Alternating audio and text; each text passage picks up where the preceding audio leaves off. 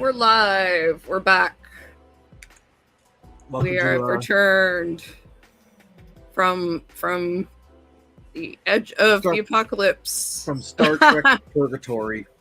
Yes. In Toronto, where there is smoke, there is fire somewhere.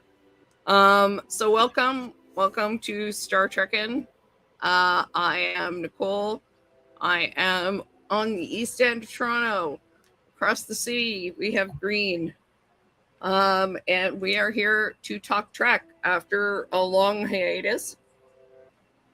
The longest hiatus I think we've had without Star Trek. Yeah, well, and I suspect we'll have some more long ones because of the writer's strike, right? So that's going to delay production on basically everything. Yeah, we may have to run that Star Trek game after all. Yeah. Yeah, we may have to do Star Trek Adventures, which is, not a bad thing. I know there are a few actual plays of that out there, but I mean, I've watched all of Shields of Tomorrow. Oh, have you? How was it? It's decent. It's not some actual plays will teach you how to play the game. It's not one of those. Like, I still don't have any idea how to play Star Trek Adventures based off of it, but it's got a fun original Trek vibe to it. It's fun. They all have like they created the set, so like they're on like the bridge, playing their roles. It's a good time. Yeah, I don't know. I mean, I think more and more as I talk about actual play and discuss it like academically. I mean, whatever that means. But I don't know that, like, I feel like we should acknowledge that it's not so much a thing that teaches you how to play or that you learn how to play through, because it's a different thing. It's supposed to entertain you, right? When you build a bridge and act it out, right? I'll say this. As someone who listens to a fair few actual plays, it varies. Some of them will teach you the game. And I mean, that's fine. I mean, if you're saying up front, I'm going to be educational about that, that's great. I think we just should say up front what we're expecting out of an actual play. And if it's going to be entertainment, that's cool. Let's just not say that's what a game is, or that's what you're going to play at home. And I don't think it needs to be like that doesn't need to be the end goal of an actual play. Like, I also listen to Adventure Zone. In Adventure Zone, you don't even listen to it for the game. You listen to it to hear the McElroy shit talk each other. Yeah, and I mean that's entertaining. And I mean, if that's what you're there for, I mean, there's all kinds of different podcasts, different shows, different streams you listen to for different things or watch for different reasons, and that's all cool. It's all entertainment in the end. But I mean, I just am always like, are we thinking that are people thinking that Critical Role is how you're gonna play at home?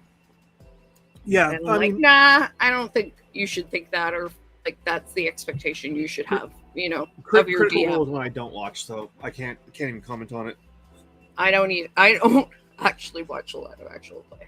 I don't either. I usually have one going at any one time, and then when I finish that one off, I usually just move on to another. I'm gonna have to watch some more, to be honest. Like I said, like my first actual play was Adventure Zone. I think it's a good first actual play. One of the originals. Yep. Old school. Like, whenever they wrap a season, I still I usually wait for them to finish their campaign before I go and listen to it. I don't listen to them as they post them live. But every time they wrap a campaign, so like every 2 or 3 years, I'll download the full campaign and just binge it over a couple weeks. And that's cool that you can do that. I mean, I find it harder when it looks like you have to actually watch like on YouTube or something like that. That's tough. Adventure Zone is audio only. There's no visual component. Yeah, it's a podcast, so that makes life a lot easier, in my opinion. Anyway, I prefer it's podcast because you can do other stuff, right? Yeah, I mean, even so LA by Night, which is a Vampire Masquerade actual play that I also listen to. I know Jason. Yeah, they also have a big elaborate set with big elaborate costumes, but honestly, I usually just put on when I'm doing dishes and have the TV in the other room going. And if something sounds important, like I'll leave to go watch for like 5 minutes and come back. Yeah. Jason Carl is someone we played with at Convention of Thorns. So yeah. He's very good GM. Yes. Yeah, he's a very thoughtful player as well. And I've seen like that he puts a lot of work into his games, which is really cool. It's also cool that it seems like from what I can tell, he makes an effort to, put agency in the player's hands, and that's important to me anyway. Yeah. Anyway, a little digression. So I did win actually an award at the Canadian Game Studies Association, saying you should have a podcast award for my presentation, and I'm like, well, I do have a stream, so I mean, okay, let's talk podcast, less streaming, and let's go back to the Adventure Zone. Yeah, So, exactly. People watch these, like.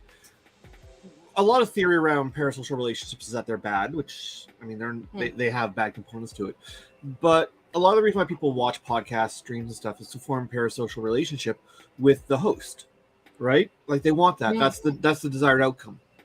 And so while we are absolutely here to talk about Star Trek, we're also here to build a parasocial relationship with our audience. And how does that? Suppose, yeah. And a big part of that is digression, because that's where our personalities come through. I suppose so. I mean, maybe that's why I won the award, because like I started out talking about wrestling. Yep. Like every time, like I'm like talking about how I feel like D&D, Dungeons and Dragons, Wizards of the Coast is the Vince McMahon, basically, of tabletop role playing. Well, that's a fair analysis. I mean, if it were one person, like you can't attribute the same malice. I agree with you. Right? I agree with the assessment. I'm just saying you can't attribute the same level of malice and sheer evil that exists in one human, in Vince McMahon, that you can attribute to, say, a brand or a corporation. I mean, I suppose you can. But when it's in one human, it's a different thing. Personal malevolence versus systemic malevolence. Exactly. And with D&D and Wizards of the Coast, it's a systemic malevolence, the kind of malevolence that sends the Pinkertons to someone's house and terrifies them and makes his wife cry. With Vince, it's the kind of malevolence that just straight up murders people. Yeah. With WWE, Vince McMahon is showing up at your house personally to make your wife cry. Personally to make your wife cry. Personally to ask your wife, after you die, to interview your wife in your home and to ask your wife, did you have a drug problem? What would you say to other wrestlers? In the case of Brian Pillman, oh my God. Like literally the day after he died, he interviewed her live on freaking WWE, WWF. Yeah. I don't watch history's greatest monster. I don't watch wrestling anymore, and I haven't for many, many decades, but I still keep close enough tab on the industry that I do hear about these things, and that's a thing he did. There's I read Josie Reisen's book, and that's why I was sort of talking about there's some pieces that kind of relate nicely to my work in school, but also there's great Behind the Bastard 6-part episode if you just want to listen about Vince McMahon. They talk about all of not everything horrible he did, but a lot. If you're we're both sort of so on Canada Land, because Jesse's a good journalist, but problematic. If you want to use the word problematic, not super problematic, but just problematic enough that's like a yellow flag. Yeah, It's in a the yellow flag as straight opposed to a white red flag. male way, I suppose, right? Yeah. Although once again, like I I can't think of a lot. I can't think of any other white led news agencies that cover as many native issues as they do. So He's hired a lot of native people yeah. that And anyways, for and covered a lot of issues. Yeah, it's the true. reason I bring it up is because Canland actually has, as part of the Common series, Dynasties, they have a great episode on the Hearts. Yeah, yeah. Well, Archie Man, to give Archie credit, Archie Man is in charge of Commons, or at Yeah, least does a lot of the Archie work Man's for fucking great. Commons. And I mean, Archie Man is like, and also to go back to like Archie Man's been doing a lot more work on the main Canland show. I think Jesse's stepping back from it. yeah, I think so too. Jesse's been trying to, to Jesse's credit, for whatever problems I have with how Jesse's handled things and issues in the past.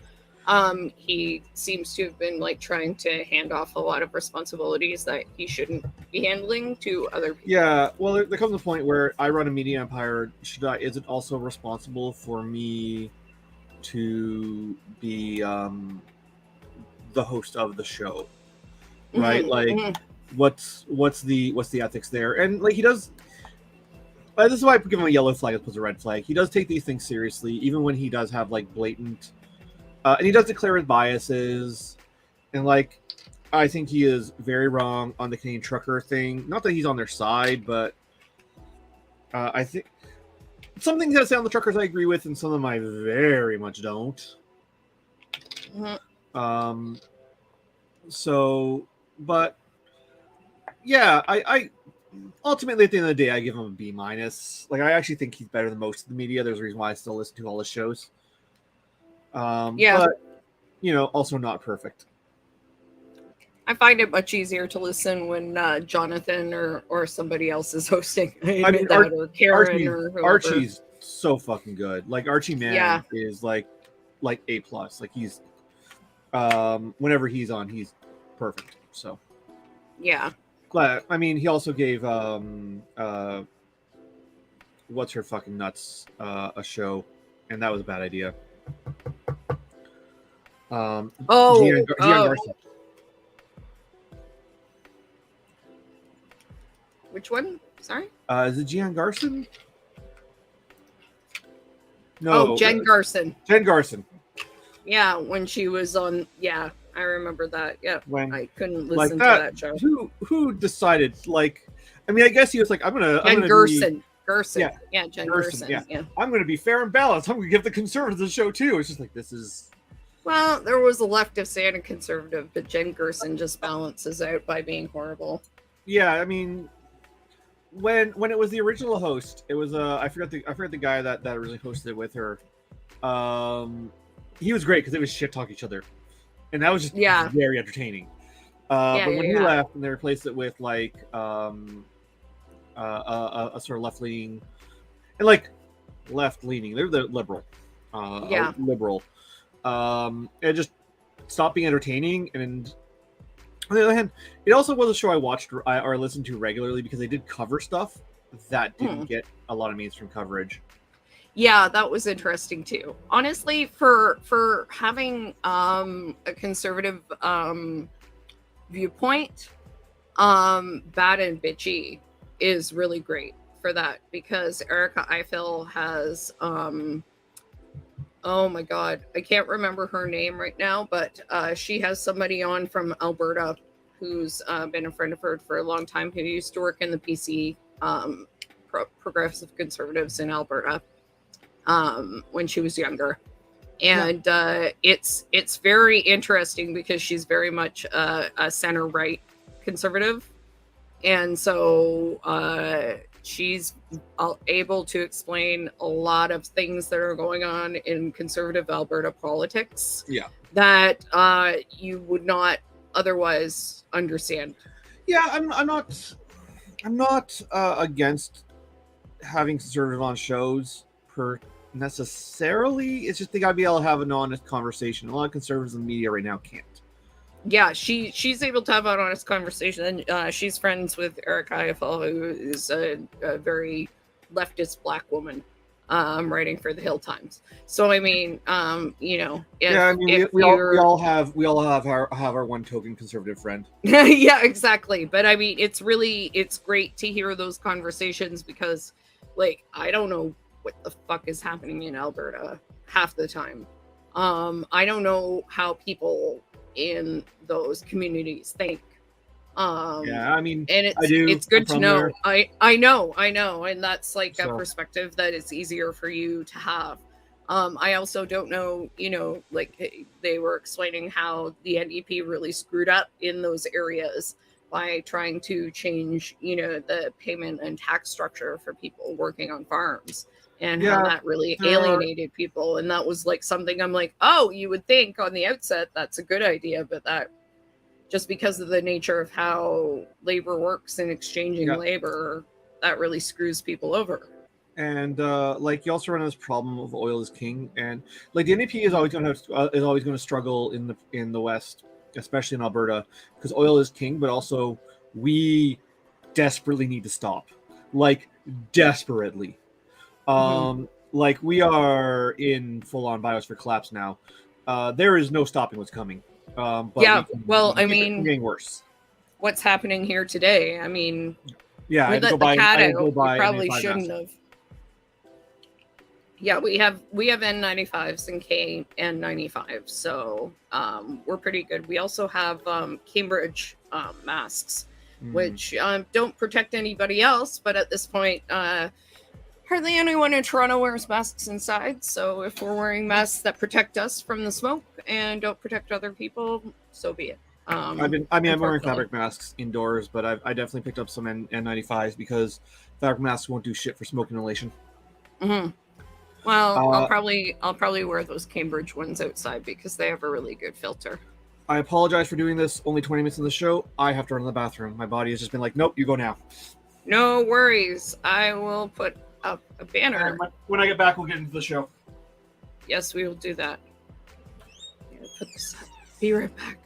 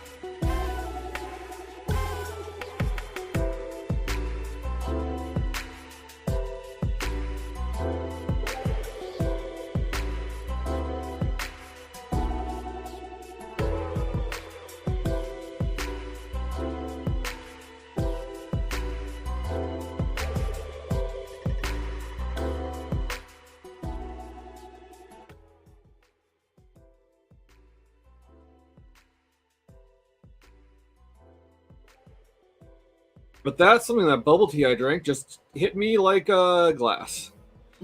Well, that's okay. No worries. So we're back. And yeah, let's stop our digression for a little bit in general and talk Strange New Worlds, Yes, which I came back this literally week. just watched the episode like an hour ago, so it's still fresh in my head. And I tried to rewatch part of it, but I watched it for full episode just a couple of days ago because it came back on Thursday and it's Sunday. So there you go. So Actually, going on a digression. So yes. I bought a new TV. Basically, my sister and her boyfriend are in the living room all the time, and I like privacy, so I bought a new TV to put in my bedroom. Mhm. And it's one of those like ultra HD affairs, Mhm. which is wonderful for video games. This is the first time I've watched a TV show on it, and my God, does it suck! It makes everything look fake. It makes everything look fake. Yeah, well, because the props look like props all of a sudden. Oh, you're not used to seeing everything like 4K and everything. Yeah, like Yeah. when you start to, especially when you start seeing people, if you ever catch daytime TV, it's kind of creepy. Yeah, when you so start like to see that. great for video games. Love it for video games, but man, for television, nah, I ain't feeling it. Some of the things, and some of I'm it is wondering- really good. If you watch some Prodigy, watch some Prodigy. Yeah, I You'll can be see like, anime because the combat sequences in this, the space combat look fantastic. mhm. But I'm wondering if, so we'll get into it. I just want to preface it with I'm wondering if that actually hurt my enjoyment of the episode.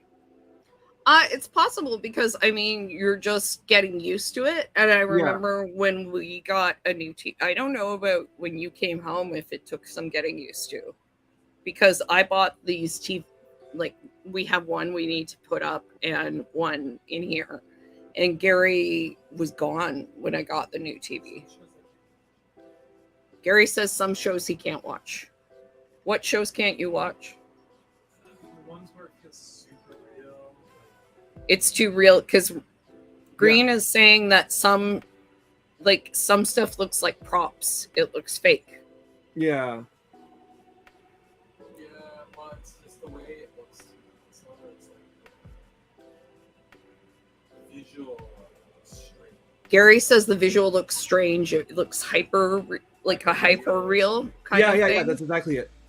Yeah, Green's agreeing. They're saying it's similar with them. Because this isn't even 4K. This is 8K. This is 8K. Okay, we have we just have a Fire TV, so Yeah, it's pretty good. That's what I was watching it because the TV in my living room that I used to watch Star Trek on was a Fire TV, and I never had problems. This is higher resolution than my Fire TV. Okay, our Fire TV is pretty good, but yeah, it might just be like that resolution is just too high. But Gary's saying even the switch from our old TV, which was just an LED, to this one, is some things are just weird. But yeah, this is an OLED, so this is like I put money into this. I've put more money into this TV than I've probably put into a consumer electronic in my life. Oh my God, no! I put a fair bit, but like not excessive. It was still on sale. For playing video games, which what this thing is 90% used for, I have no complaints. But sitting down and watching Strange New Worlds, it's the first time I tried to sit down and watch. I also watch YouTube on it. I don't have any problem with YouTube, but that's because the way YouTube compresses, it looks exactly the same as it does on a computer screen. But for watching like an HD TV show, everything's weird. That's really strange and interesting. And I remember when I saw The Hobbit in theaters, a similar effect, and that was really touted for having like really really advanced screening technology, and I had a similar effect where like the props just look like props to me. Yeah, maybe it's something about your brain can't, parse it right. Well, no, I think it's rather the opposite. My brain parses it too right.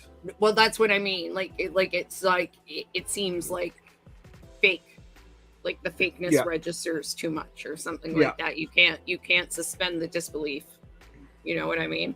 Yeah, I don't know. But so I'm wondering if that hurt my enjoyment because I love Strange New World season 1, and while I did not hate this episode, it Mm. lacked some of that charm for me. I don't disagree. Like, I mean, I liked it, but I don't. I'm not saying like it wasn't the first episode of season 1, but I think maybe it has less to do with that, though. I can understand that weirdness, and more to do with what we really like about Star Trek episodes, and especially Strange New Worlds episode, is when they have something like political or moral you can really get into. Right. Right? And war is bad is not like, profiting from war is bad is not something that's like a real teeth sinking, toothy, meaty Yeah. problem, right? Also, It's just sort of like, oh, okay, well, yeah, of course it is, right? Discovery's also mined these themes, and so has DS9. Mm. And I understand Voyager does it in later seasons too.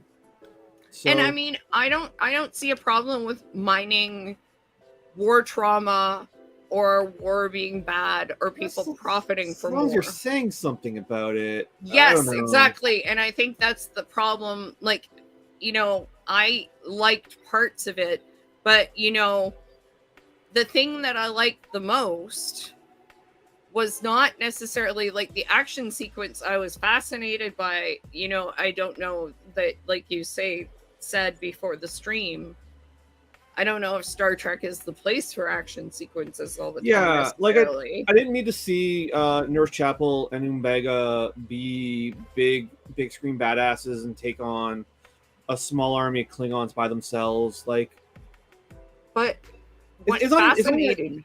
It's not even I think they wouldn't or couldn't. Mm-hmm. Well, one, I don't think they could. Like, I think the idea of like if it was a 2-on-2 Klingon fight, I could see them winning. Klingon or warrior culture. So the fact that like Nurse Chapel and Omega could just like clean the floor with them, and like a bunch of them, they take on like 15 or 16 of them, and I'm just like, this is straining credibility. I'm not usually that critic, like, right? Like I'm not, and this is why I'm wondering, well, like if maybe the fact that it was more like where I'm like the screen is making more critical of things I'm watching, because I'm not usually that critic who's like, there's no way they could take on fit. Like usually, like a lot of times I wouldn't care, but for some reason this time it bothered me. Well, I mean, I think also that the thing about like it's not really saying anything. Like, I think that's a big part of it too. Like, I mean, I liked it, but it was just sort of like what is the point here, right? It doesn't tell us that much about their characters. Like, it does get into like Omega. Omega definitely has anger issues, and that does come a little bit through. But I also just resent the trope that like guy with anger issues becomes action hero.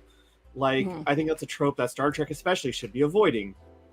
But that was the thing that I guess maybe that's what I wanted to know about, and that's what I still want to know about. And if they don't follow that up, I'll be disappointed. I'd be shocked if they don't. I want to know like their relationship, the way they look at each other when they're captured to be medical staff. Like, oh shit, here we go again. Yeah. The way they talk about, are we going to do this again? Are you sure you want to do this? I'm like, how many times have they done this? Yeah. Like I'm fascinated by their relationship and like what they've been through together. And I don't know if they needed a huge action sequence for us to be like, oh, okay. Yeah. Like they've had to fight their way out of a whole bunch of stuff before. Like I said, if it was like an action sequence with like 3 Klingons, I would have been like, that would have told me what I needed to know, and that would have moved the story forward. The thing I will say is, so here's why I think I figured out what bothers me. It's not necessarily the amount of Klingons it's not necessarily the amount of Klingons they fight, although that does add to the problem. It's the amount of screen time it gets. Yeah, it took a while. The thing I will say is that they are medical professionals, so they know where to hit people. Potentially. So if they're gonna, they know where to hit people to hurt them the worst, potentially. I guess that could be an excuse, but that's a bit of fan waking, maybe, in a sense, too. Also, and this is something I missed, and I should have gone back and I should rewind the episode. What did they take before the fight started? They like inject themselves with something. I don't know what it is. That might actually explain why they took so many. They didn't really explain what they were injecting themselves with, Okay. but she just said, "Do you carry it with you all the time?" Okay, I mean, and he was like, "Yes, always." Basically, so that's a mystery they're setting some up. Shit they've done before. Yeah, but it seems like some sort of like crazy adrenaline cocktail. Yeah, I mean that's clearly why they were able to take on 16 Klingons. But I still think that, like I said, I don't watch Star Trek for the action sequences. I don't mind that they beat up some Klingons. I think it took too much screen time. I think it really slowed the progression of the episode down. Yeah, I mean, they acted the shit out of it. Yeah. Like the parts that they weren't kicking each other's ass. Yeah. Like they acted the crap out of that. Like I gotta say it was very moving. And like I'm always happy to have Omega get more screen time. Like one of my big complaints about season 1 was that he didn't get more screen time. I'm disappointed that their idea for getting him more screen time is action hero. Mm-hmm. Although once again, when he shoots himself up with stuff, I guess he's an action hero. I mean, the debate of like when they're the debate where they're like, we're at the airlock, and there are Klingons on the other side, and we don't have spacesuits. Where they're just like, fucking open the door, hit the responder, and just go in open space and hope the Enterprise catches us, is great. The way they looked at each other was unbelievable, because I really enjoyed that, because I was like, man, they love each other, but not in like a romantic way. Yeah, not in a Nurse Chapel Spock way, but she like looked at him in a very similar way, which I was like, damn, I like these. I need to know more about these people, you know? Yeah. I was really fascinated, and maybe that's why I didn't mind the like fight sequence so much, because I was just sitting there going, what? How? When have they? What is going on with these people? You know, like, who are they? And like, even her talking about going away for 2 months and him being like, you're going to leave me. And she's like, I'm only going to be gone for a little while, you know? Yeah. And them not wanting to be apart from each other. Like, it's like, they're very codependent and weird. And I kind of love it, you know, like. Yeah. I like Umanga totally understandably has anger issues, because dude's been through fucking trauma. Like, dude's been through more trauma than a Discovery character. Didn't his wife die in the war, I think? His wife died in the war, and his daughter is sick, so I had to put her in the fucking pattern buffers of the Enterprise. And then she became an interstellar being. And an alien hyper-aged her and took her. To become an interstellar being. She got Wesley'd. She got Wesley'd. She got Wesley'd. Yeah. Yeah. So he's like, no, you're the only family I have, Christine. You can't leave me. Yeah. Well, and like, I don't blame the guy for having anger issues, and I think that's actually something that like I want to see explored. He looked pretty scary. Like, I mean, that was like when he was gonna go and kick some Klingon ass. I'm like, oh, don't kill them, please. I just didn't like I find like anger issue to I find the anger issues to action hero trope to be kind of a cliche, and kind of a bad cliche. Like, as a person who has been through a lot of trauma and has spent a lot of their life with a lot of anger issues, like, and has been that person who has picked fights to deal with their anger issues, that's not something to be admired. And I find this trope really, really problematic, because it's just like, man, I'm watching like the worst aspects of myself be lionized by media, and I find it deeply concerning. Like I said, Yeah. I mean, like I think why I have such a bad reaction to it is actually because it does hit some like lived experiences of mine. Mhm. No, and that's understandable. I mean, I think it's showing that, you know, he does in that situation, that it's not common to him, but in Right, those particular situations he has, you know, triggers, right?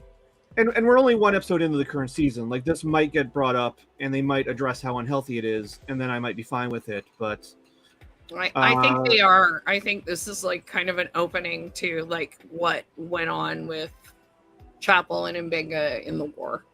yeah, because we don't know what Chapel's history in the. Also, I'm a bit I'm also not a canon stickler. I don't want to make this a big deal. There are 1,000 different ways they could explain this away, but in Star Trek canon, if I'm not mistaken, the war's not over, because the war with the Klingons doesn't get settled until Undiscovered Country, which hasn't happened yet. Well, I don't think we're in the same timeline. I keep thinking that because yeah, you spoke about this a lot when we were watching season 1 as well, and I was like dissenting to that.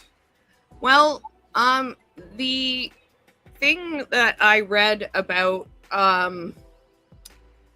episode 3, which is set in Toronto. Hey! Oh, it's set in Toronto. Yeah. That's very funny. Tomorrow, which is a city on the edge of forever, or a city, whatever the one where they go back in time. There's a bunch of them. But I think you mean the one with the Guardian Forever. The one, yeah. Anyways, the one where they go back in time to New York, basically. They're doing a kind of homage to that, and Lon and Kirk go back in time to Toronto, literally Toronto. Interesting. That's neat. In the episode you're thinking of the city the city on the edge of forever. Okay, City on the Edge of Forever. Yeah, that's what I thought. So the City on the Edge of Forever, it's kind of like a thing to that. And Paul Wesley was saying he was really excited that like Toronto got to be itself in that. Yeah, that's neat. That's neat. He said that, and he said this version of Kirk wasn't born on Earth. He was born in space. Well, and I think them being in a different timeline does fix my other problem with this episode. And kind of makes it not a problem with this episode then, because my other episodes, we know like the stakes for Mbenga and Chapel specifically are pretty low because they're in TOS, so we know they can't. Like Discovery and Strange New Worlds have shown they're willing to kill characters, but like we know that they can't be hurt because they got to be around for TOS. Spock is a similar issue. Yeah. And it solves some issues with Spock because everyone like there's so much about Spock trying to control his emotions and acting like Spock is going to be on this journey to control his emotions, but in TOS Spock hasn't even gotten there yet. Yeah. And you know, Ethan Peck's Spock is very much on this journey where it seems like by the time he gets there he would have done it. But this Spock has met Kirk. He's already met James Kirk. He's already he's doing these things. He's being in positions where he has to learn to control his emotions way before TOS Spock does. A lot of those and if things... Kirk isn't born in Iowa, this is a different Kirk. Yeah. So a lot of those things, unless watch, he was born on the spaceship Iowa. USS bet he's been born on the USS Iowa. Yeah. That would be freaking amazing. To be honest, I would not be mad about that. That would be cool. Gary's like, whatever. Of course. A lot of these things. Of course you do that, he says.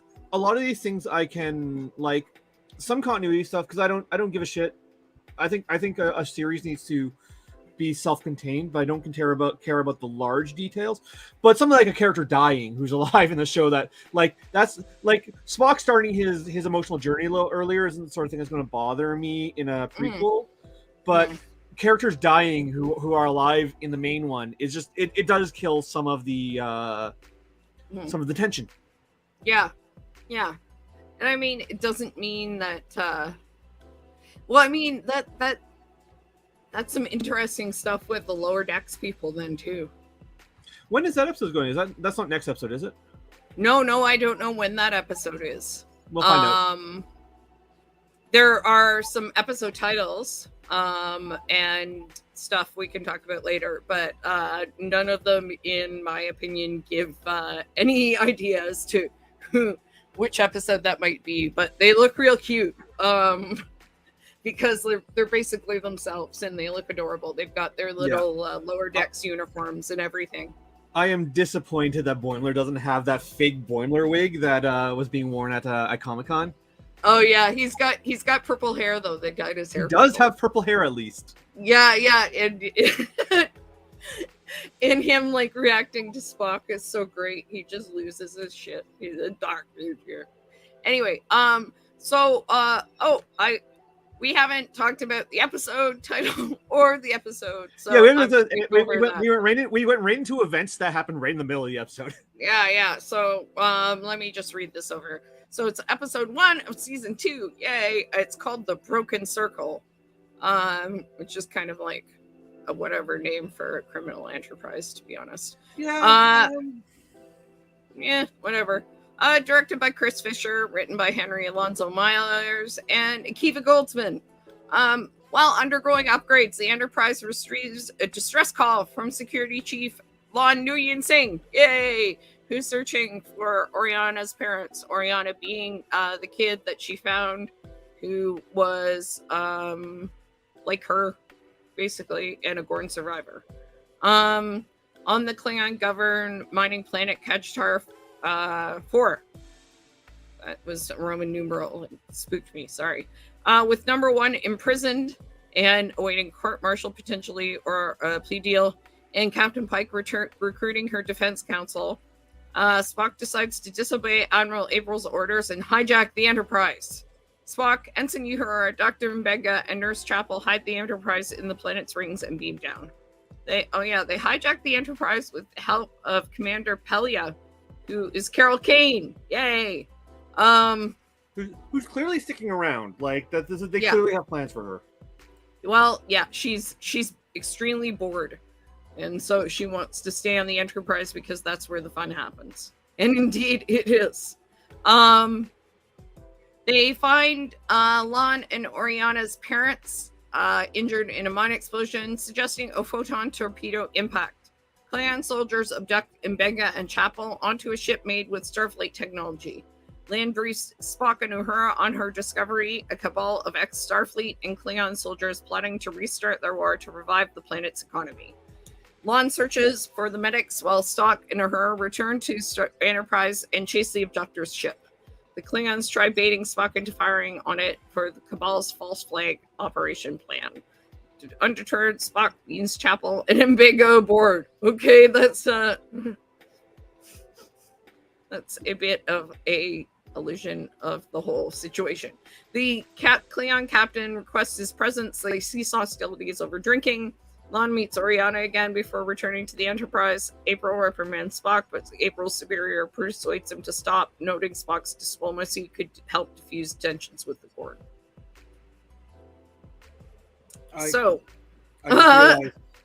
I just realized when you're reading over this, this is the plot of Undiscovered Country. Oh, really? Yep. The whole plot of Undiscovered Country. Undiscovered Country is actually one of my favorite Star Trek movies. I really like it. The whole plot of Undiscovered Country is that it's the negotiation of the Federation Klingon peace treaties. And the Klingon ambassador is murdered. And it's all about Kirk and crew trying to figure out who killed the Klingon ambassador. And spoilers for the 35-year-old movie. Actually, it's not quite that old, but it is pretty. It's like 30 years old.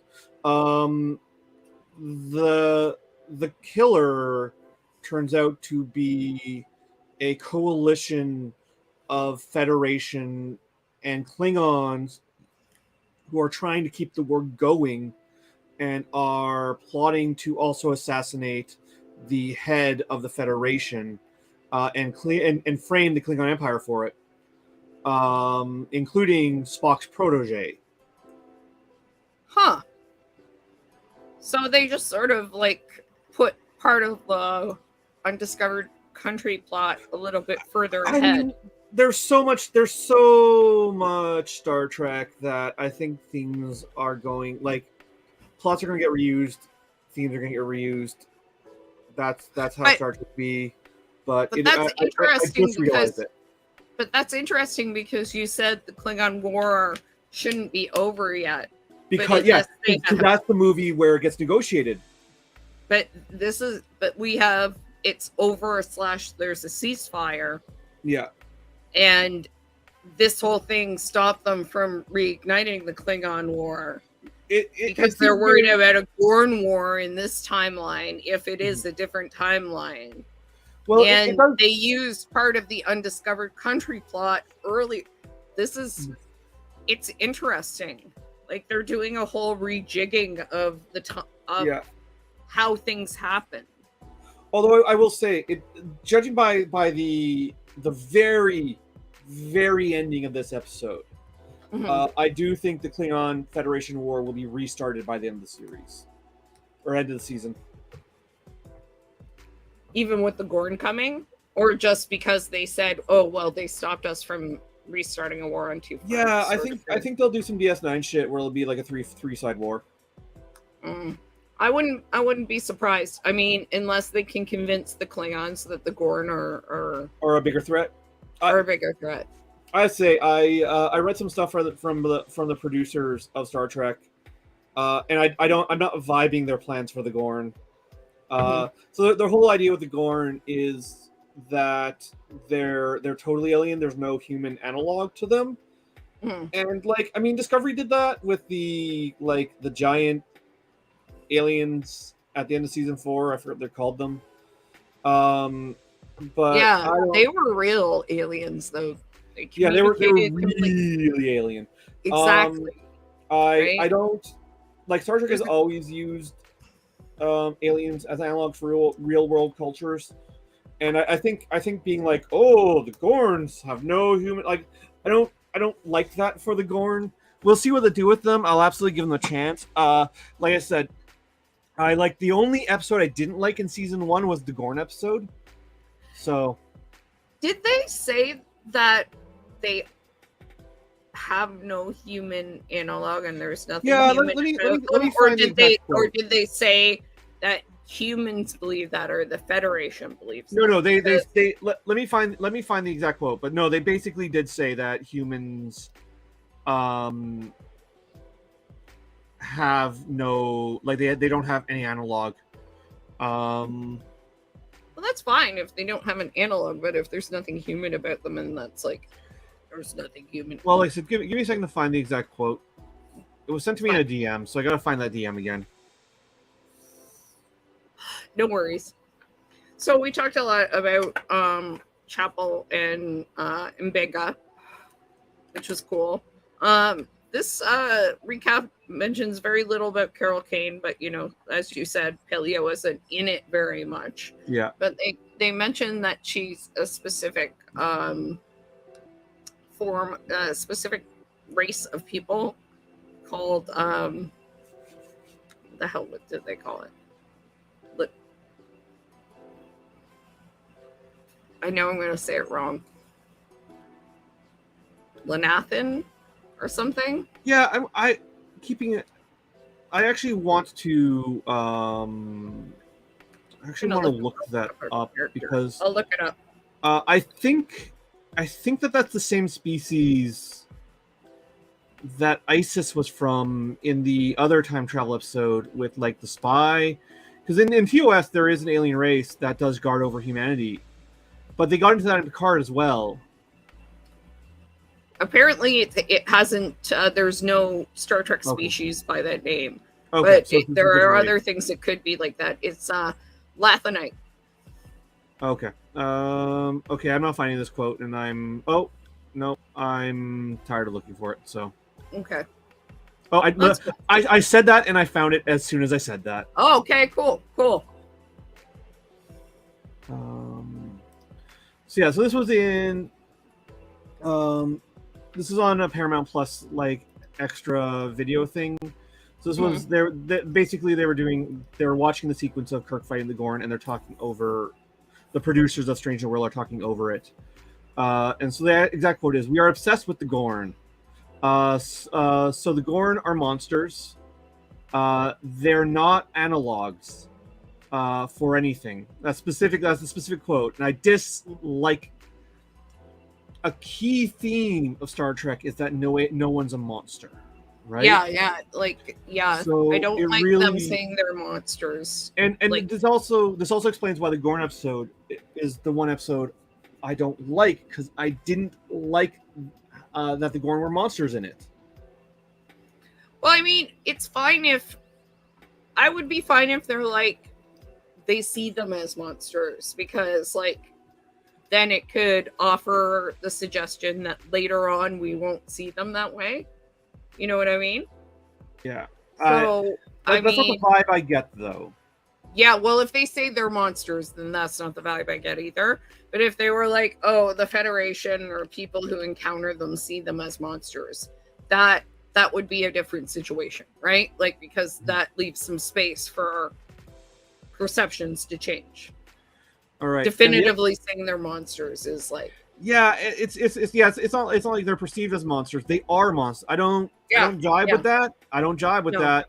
And I got a feeling that they are going to be put in a position where, as writers, they're going to have to walk that back. Well, yeah, because otherwise it's just like that's an excuse for genocide, right? Like, right. And I mean that it's also possible, because this is just them talking over an old TOS episode. They may also just misspoken. It's true too, but I mean, it's hard to. Yeah, it's hard to say, but like, yeah, you know, I hate the idea of like a adversary that is just monstrous and you can't communicate with, because it's the reason why I can't get into like Lord of the Rings and shit. Well, yeah, because like I said, it becomes an excuse for genocide. Like that's always what happens in those situations, right? Like, yeah, well, let's just kill all of them, right? Like, this has happened. Like, you're like, oh well, it's just the Gorn, it's just Star Trek, it's just whatever. No, like these. And you can say there's no real life analog, but people find real life analogs. Right. You know what I mean? Right. And I mean, Lord of the Rings is there are analogs for those. Yeah. Like, even if you say, oh, Tolkien didn't need for there to be an analog, if something is dark and evil, like, yeah. But also like be real like here, the Uruk-hai, you know? the Uruk-hai are like, it's Look at it this way, it's why I don't like a lot of fantasy. It's a common trope in fantasy, and it instantly turns me off of any fantasy, anything.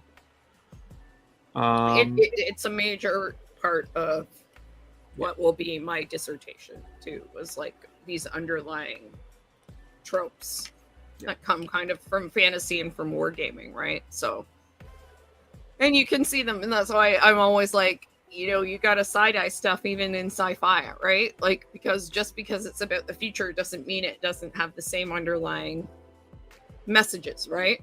Mm-hmm. They come from the same place. All right. Going back to the other thing. So the episode of TOS I was thinking of is called Assignment Earth. Yes. Yes, we talked about it, about Picard. Yeah. Yeah, because it gets brought up substantially in season 2 of Picard. And I'm trying to remember, Isis the cat is the Guardian. Okay. And I'm trying to remember if they give her species a name. Although once again, Guinan also was just kicking it on Earth. So we know that there are several alien races. There are lots of alien races that just hang out on Earth. But I enjoyed that that she said that Spock's mom was the first person she came out to. That was kind of entertaining. I like Carol Kane a lot. She was using her, I said early on, she was using her toaster whacking voice. She sounded like the fairy in Scrooge, and I was really, really concerned for Spock. that he was going to get wounded in some way. Because when she's all nice like that, that's just dangerous for everybody. Spock was entertaining in this. It was way more comedy Spock than used to. Yeah, they played with. I do like the way that this episode used Spock's sort of unique position among the Vulcans as only a half Vulcan, who does have like a different relationship to his emotions. Basically, like, for whatever complaints I have about the Nurse Chapel Doctor Who manga plot, I actually really liked the stuff they did with Spock in this episode. Mm-hmm. Yeah, just because he had to remove his blocks, he had to deal with his emotions more, but also that's something he has to deal with. But also he hasn't been through his whatever Holy-Noor or something like that, his ritual to really control his emotions, or I don't know, whatever. To go back to Assignment Earth for 1 second. So it says here that I'm just looking at Memory Alpha. It says here that Isis's species is unknown. It's just unknown shapeshifter. So it's possible that she's the same species as Isis. Yeah, it's possible. It's possible. We'll see if she has shape-changing abilities. I like that Uhura clocked her accent. That's how she figured it out. Was the accent. So that was pretty cool. I also enjoyed that the Enterprise crew was very proprietary about their ship and what they'd done to it, and not like the engineering staff bothering them about their ship. That was entertaining. I like that Oriana's parents were gay. That was nice. Well, I missed that detail. Yeah, Oriana's parents were both women. I didn't know that. Or a woman, and she looked like a woman. Also, and the one woman or non-binary person, but I think a woman. The one woman was also looked very much like Lon, so was one of the her family, obviously. So I thought that was kind of cool. Also, did you see Transporter Chief J in the one scene? No, I don't think I did. Transporter Chief J, they looked anywhere from one of those people who looks 14 or 35, and you can't tell which. They are non-binary. They're a non-binary actor in Toronto as well. Man, I gotta find a way to get on the show. Like I said, I don't. Oh yeah, there they are. Yeah. Memory Alpha. Man, Memory Alpha fucking works fast. I know. I literally looked them up when I was watching the show. So I was like, what the hell? And I was like, oh, they're in their 30s. Okay, so one of those people who looks 14 or 35, they were in their 30s, actually. Okay. Got it. So yeah, that was kind of cool as well.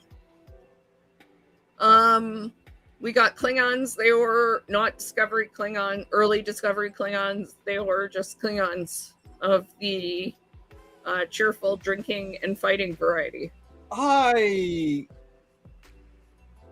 gotta say, I have defended Discovery's redesign of the Klingons. I didn't mind them. I don't mind Discovery Klingons. But I have to say, I do prefer these Klingons. That's what we're used to, though. That's what we grew up with. Yeah. Like, I don't know. So I have one friend who, like, is new Trek's his Trek. He's never seen old Trek. His girlfriend's a big Trekkie, so he might have gone back since and watched it. So I should check in with him and see what he feels about the Klingons and which he prefers. Yeah. That'd be interesting to see. He started with Discovery. Oh, interesting. I actually saw a great video of L'Rell, Supreme Chancellor L'Rell, screaming her support for the writer's strike in Klingon and English. which was great. And I was like, yeah, they're out. Yeah, a bunch of the Star Trek guys have been really like, aggressively in support of the writer strike, which is always great to see. I didn't recognize her at all. They had to. I only had to trust the the caption that told me it was Laurel, because I'm like, oh, she's very beautiful with her hair and everything. Yeah, I would like to see them. I would love to see both Klingons together. Yeah, that would be really cool. And just like don't explain it. Explain it. Yeah, whatever. Just I don't care. Don't explain it. Just have like extras in the background who look like each of them. Yeah. Why not? Who cares? And just be like, I don't care. And just be like, yeah, they're just two different kinds of Klingons. You didn't know?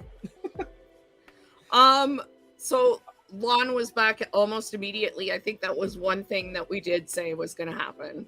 Yeah, like I knew for sure that either Lon or number one would be back really quickly.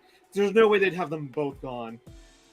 And I mean, I think we're gonna get Una back pretty quickly, because we've got.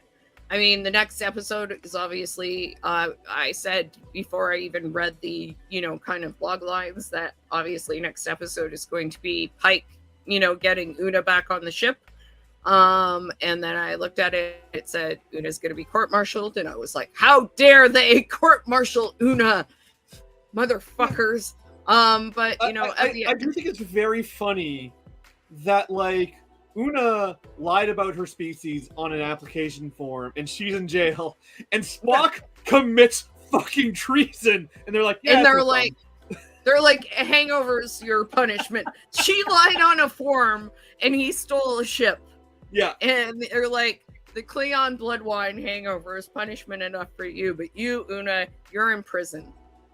Yep.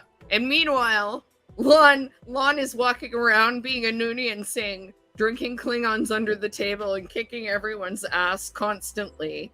And, she's like, whatever. And I'm like, I guess because her genetic engineering comes through generationally, like they can't do anything to her.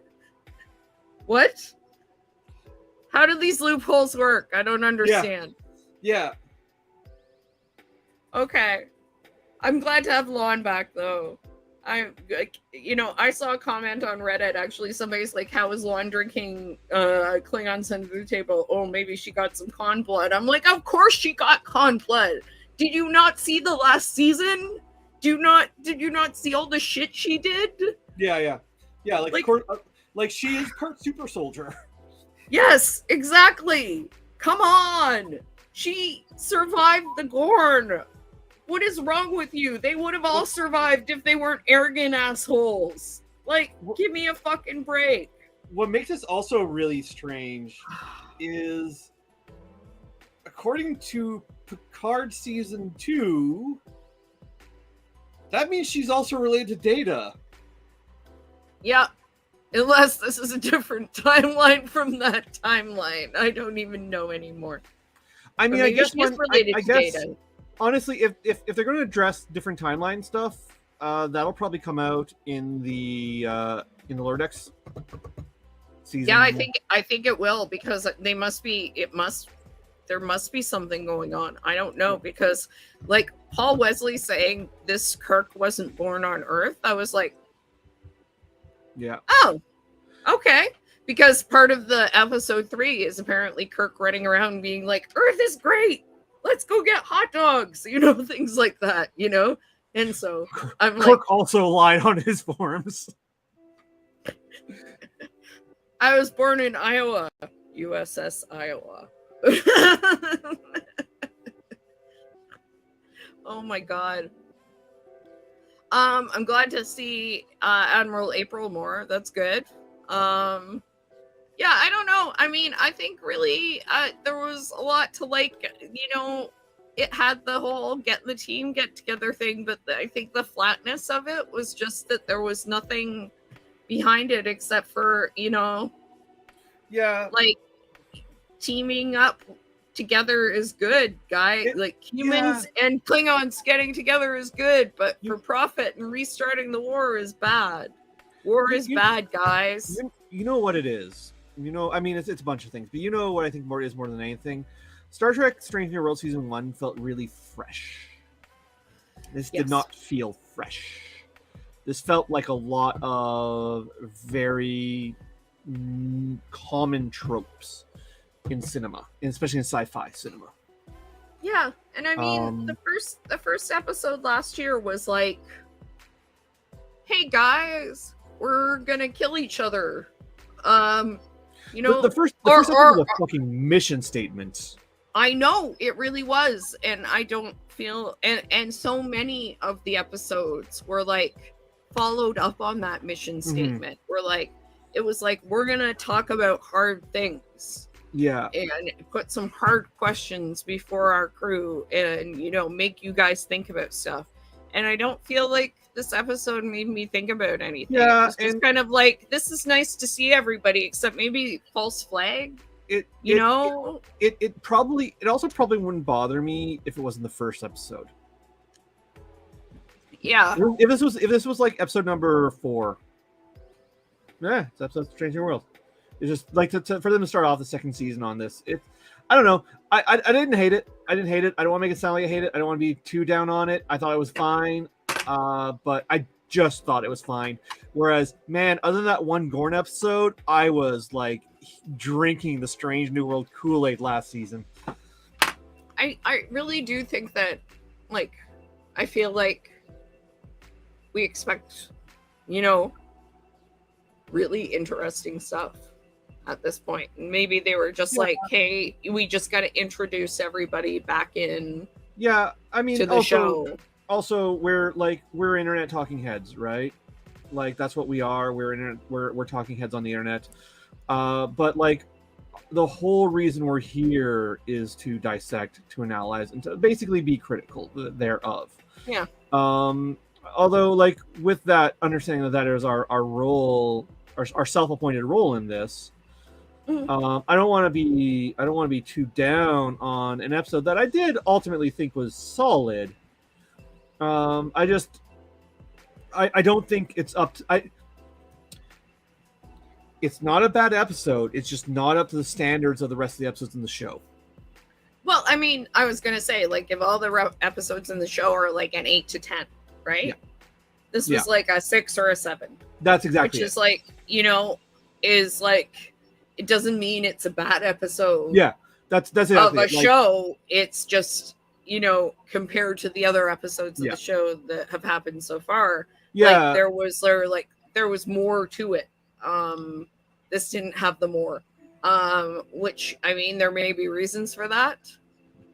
But I mean, I assume Strange New World was not affected by the writer's strike.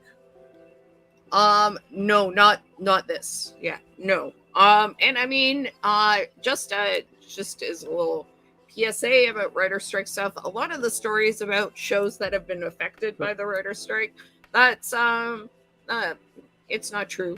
A lot of those shows got screwed up on their own. The writer strike had nothing to do with it. Writer strikes most often benefited reality TV more than screwed up anybody else's show. Like season 2 of Heroes was not a casualty of the writer strike. That was just casualty of shitty writing.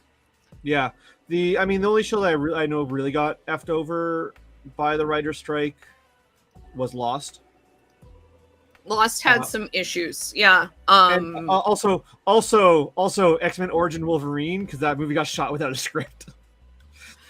Yeah, there are a few issues with writer strike. Even Lost, I mean, they knew where they were going. I think they just personnel switched. But I mean, my understanding Lost has a lot of is Brian K. Vaughan quit, and Brian K. Vaughan had a lot of the answers. That's my understanding of Lost. You should read the Vanity Fair article about what happened at Lost, which is a lot of racism and horrible shit. Yes, I did. I did read. So that is a separate issue too. But yes, I did read that Vanity Fair article, and oh man, the dude who played Mr. Echo got fucking treated like shit. So did the dude who played Michael. Yeah. Yeah, that was Yeah, so I did read that. I did read that article, and yeah, that's I'm shocked. I'm shocked. Sun and Jin got as good a storyline as they did. To be honest, I'm be honest. As much as I loved Lost, I never finished it. I dropped off three I seasons finished. before the ending. I finished it. There were parts that were difficult to get through, but I mean, like what was said in that article, you could see. I mean, like you could really see it. Like it's like why is Kate the most important person on the show? Yeah, so, well, and Mr. Echo was my favorite character. I thought he was fascinating. Great. And I hated how they did him. They did him poorly, and they wanted to do worse things to him. Apparently, Carlton Cuse is a real fucking problem. Apparently, but yeah, I mean, then that might explain why Brian K. Vaughan left. It might have something to do with it. Like, I mean, honestly, because I know that, like, I read the stuff that Javi Rucillo Marcoac said as well, and he left in season 2 because of a lot of those reasons, including how they treated Hugo. Yeah, because he's like the only like real Latino person on the show. Is like, yeah. Brian K. Vaughan is a white guy, but he takes his like SJW politics pretty seriously. It's possible. Like a lot of people left for a lot of reasons, and I can see if you're disgusted by the things that are happening, being like, I can go and work other places. I can go and write comic books, right? I can go and write a comic book by myself and not have to hear people being disgusting every day, right? And then he wrote Saga, which is one of the most celebrated comics in the world. So, well, yeah, I mean, like if you can go and do that work like alone by yourself and not be in a writer's room of disgusting humans, like, yeah, I would choose that personally. Yeah, so I mean, he also wrote like Ghost of Baghdad. He wrote a bunch of. He's a very celebrated comic writer. Why the Last Man's his, although Why the Last Man does not hold up. I heard it's kind of transphobic. It Mistakenly, I mean, not on purpose, but it tries not to be, because it does get a little bit into trans men, because trans men also survived the plague, but trans women didn't. Towards the end, it's a little bioessentialist, though. Yeah, it's super bioessentialist. That's but where it's it's baked into the premise. Yeah. I don't know. My issue with Why the Last Man is it's too fucking long. It's longer than it needs to be. You could cut 3 volumes out of it and it'd be fine. But yeah, also like the bioessentialist stuff, which is baked in the premise and kind of don't see a way around it. Anyways, Genesis Legends was talking about. Were you Genesis Legend? Were you in our comments? When we were talking at the very start. Where I was shit talking the. I feel like the specific.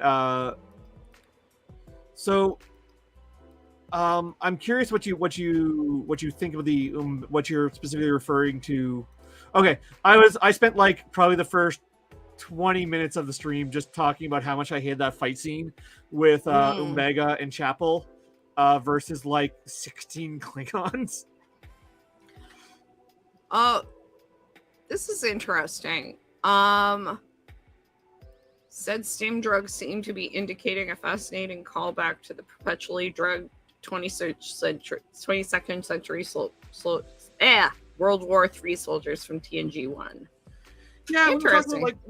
I think they're going to revisit what that was. I think them like taking that drug and then beating up 3 Klingons would have been enough to make the point. I think them like taking on even like drugged up. I think them taking on like 16 Klingons was a bit excessive. I don't know. I still think it's like maybe the point is that they are able to target Klingon anatomy in specific ways to really fuck them up, maybe. But Klingon has redundancies. Yeah, that's why the Klingon. That's why the Discovery Klingons had two nostrils. So it was like all about like really getting to like the idea that Klingons have like redundant everything. Hmm. Yeah, but no, I think I'm really interested in, you know, in Bigger and Chapel and their Yeah, whole relationship. I'm curious if they don't get into that over the season. I'm gonna be yeah. super I like off. I like so my big thing with that scene is that one I don't like the idea that like anger issues translate to action hero, and I don't like how much screen time it took. I don't watch Star Trek for the action scenes. Yeah, and I agree with this too. That it's meant to show off that that they use combat drugs in the Federation, but they had a disturbingly bad Klingon war history, and I think we talked about that a little bit earlier. That Yeah, you know, this is like the I had mentioned earlier that the looks between them when they were captured and like how they almost seem in Benga and Chapel like codependent. Um, yeah, and they don't want to like he doesn't want her to go away from yeah. him for too It long. it's Seems such like, a you know, they it's had a really bad time and are kind of like enmeshed with one another. They it's such love each other. Yeah. it's such an interesting like it sets up an interesting dynamic that if it gets explored in the right way can be fascinating. Hmm. There is a Spooter on my wall. Hello, Mr. Spooter. And I mean, I think it's like interesting too in the sense that, you know, he knows what's going on with like her and Spock and he wants to say stuff, but he knows that it's not his business to do it either. In the same kind of territory as Miles O'Brien, veteran of the Cardassian War. Yeah, I Interesting. don't know. Yeah, I thought DS9 did a better job exploring Miles O'Brien than but once again, like they also had 7 we seasons haven't seen it. Yeah, with we haven't seen it yet. 22 episode seasons. So Yeah, we've only seen like, you know, this one kind of this fight one episode and sequence, a little bit in season 1. and these people being willing to throw themselves into space in the hopes that just that the Enterprise will beam them aboard. Yeah. Yeah, we'll see. They're definitely building towards something. We'll see what that something is, and we'll see if it's worth it. Like I might change my tune Hmm. uh, when I see more of what they're doing. Yeah. That's the hope. I think just yeah, if I'm not sure. I think they're setting up some stuff, and I think maybe that's why this episode felt a bit flat in a lot of ways Yeah. too. Like there wasn't. They're definitely building towards like more Klingon conflict. They're definitely building towards all out war with the Gorn, and they're definitely building towards like some stuff with Chapel and Vega and some stuff with Spock. Yeah, it's strange because it just didn't feel. Yeah, it didn't feel as cohesive as a lot of the other episodes did with like a Yeah, theme or like I you said, know. like it's still a solid like 6 out of 10, 7 out of 10. It's just when the rest of the series has been mostly been 8 and 9s.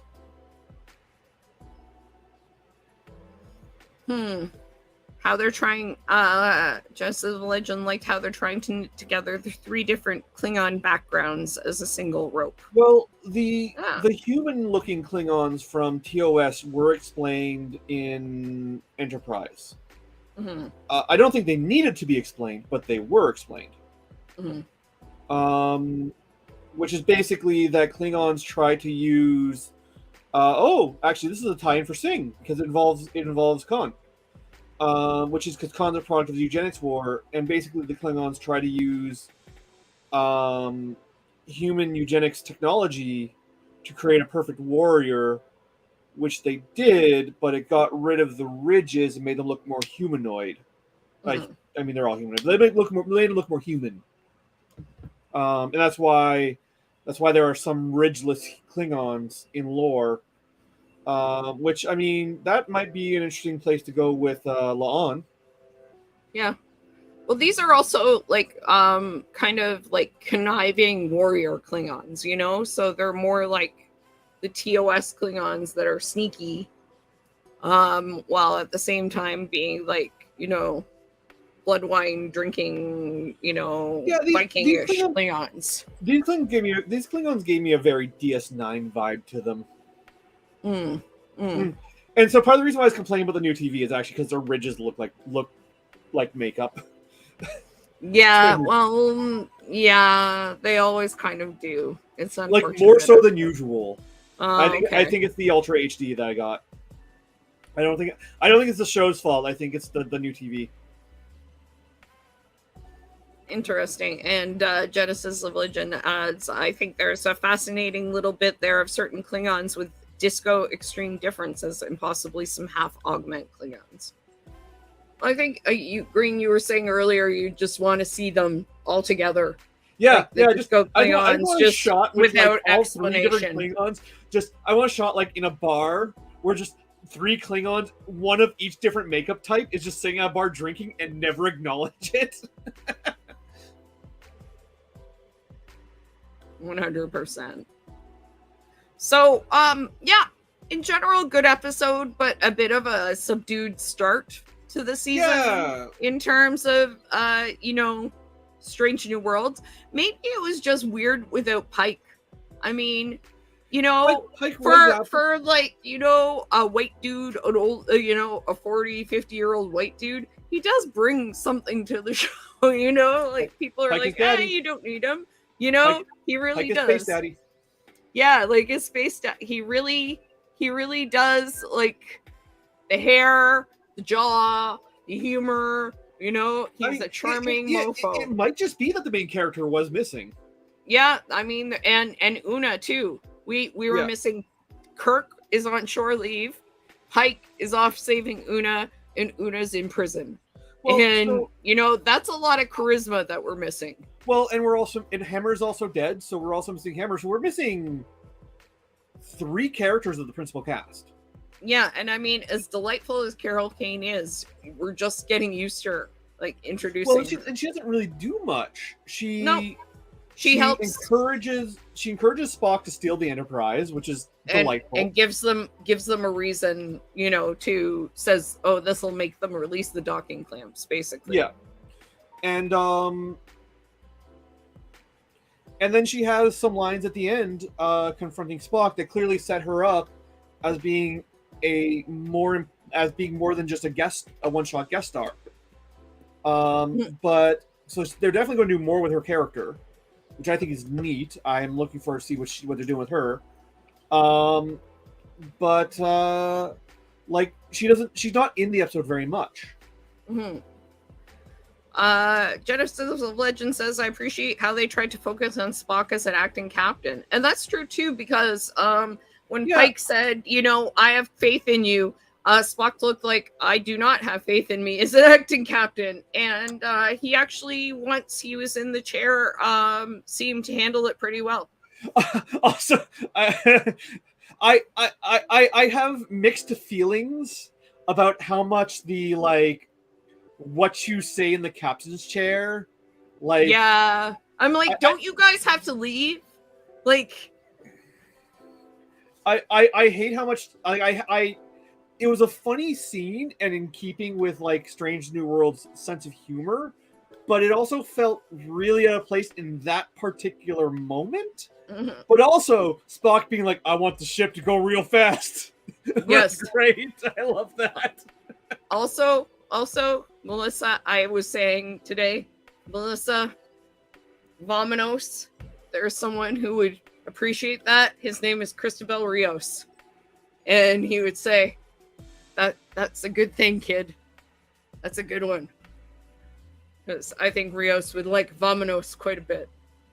That had occurred to me. So if you want to highlight Genesis Legend's latest comment, that had occurred to me as well. Oh, yes. Did the captain of the other Klingon ship look like General Martok's grandfather? I think he talked like General Martok a little bit. Yeah, whether he's like in canon related to Martok or not, who knows? But that's definitely channeling that Martok energy. There was some Martok energy there. You are not a normal Vulcan. But I mean, that's fine. Martok's great. I'm always happy for more Martok.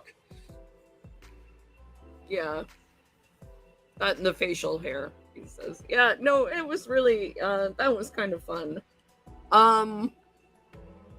And I like that Spock was using his his Vulcanness as well to kind of for the for his benefit, basically. That Vulcans can't lie, so why would I be lying to you? Yeah, the sheer joviality was solid of Well, that's where I was Murtaugh. saying that's why I was saying they feel a lot like DS9 Klingons. The Mhm. thing, 'cause DS9 Klingons were always very boisterous and joyous. Mhm. Entirely.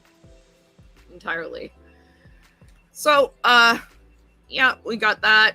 One of the reasons I think we're gonna get Una back pretty soon is that final line that we're gonna need every good officer we can get, which means that a little thing like lying on her form. If stealing the Enterprise is gonna get you a slap on the wrist and don't do it again, live with your hangover. I think that lying on your form about your background is going to, not going to keep her in prison for very long. Depends how upset they are about genetic modification. Yeah, I mean, We shall see. But like we know La'an is genetically engineered. Like, as it's from a genetically engineered line. They don't seem to have an issue with that. Yeah, because that was like the whole thing with her being genetically engineered at the end of season 1. I don't know. I think they're going to do. I think they're building towards another Measure of Man style episode. Entirely possible. The next episode is called Ad Astra per Aspera. So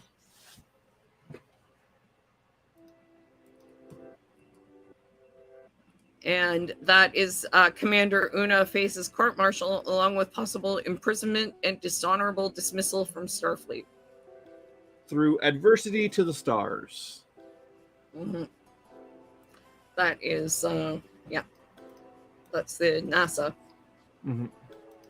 Yeah, to me it sounds like. I mean, Measure of Man's one of those classic TNG episodes. So for them to try and put their own spin on it, I think makes a lot of sense.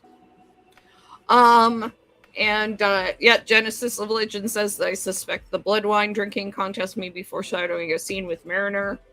Mariner can't drink La'an under the table if a Klingon can't do it, so Mariner will just embarrass herself, which is really par for the course at this point. Yeah, Mariner going in overconfident is very Mariner. Episode 3 coming up is tomorrow and tomorrow and tomorrow. As we mentioned earlier, is the City on the Edge of Forever tribute, which is La'an travels back in time to 21st century Earth to prevent an attack which will alter humanity's future history, with Kirk to Toronto. Yeah! Woo! Toronto.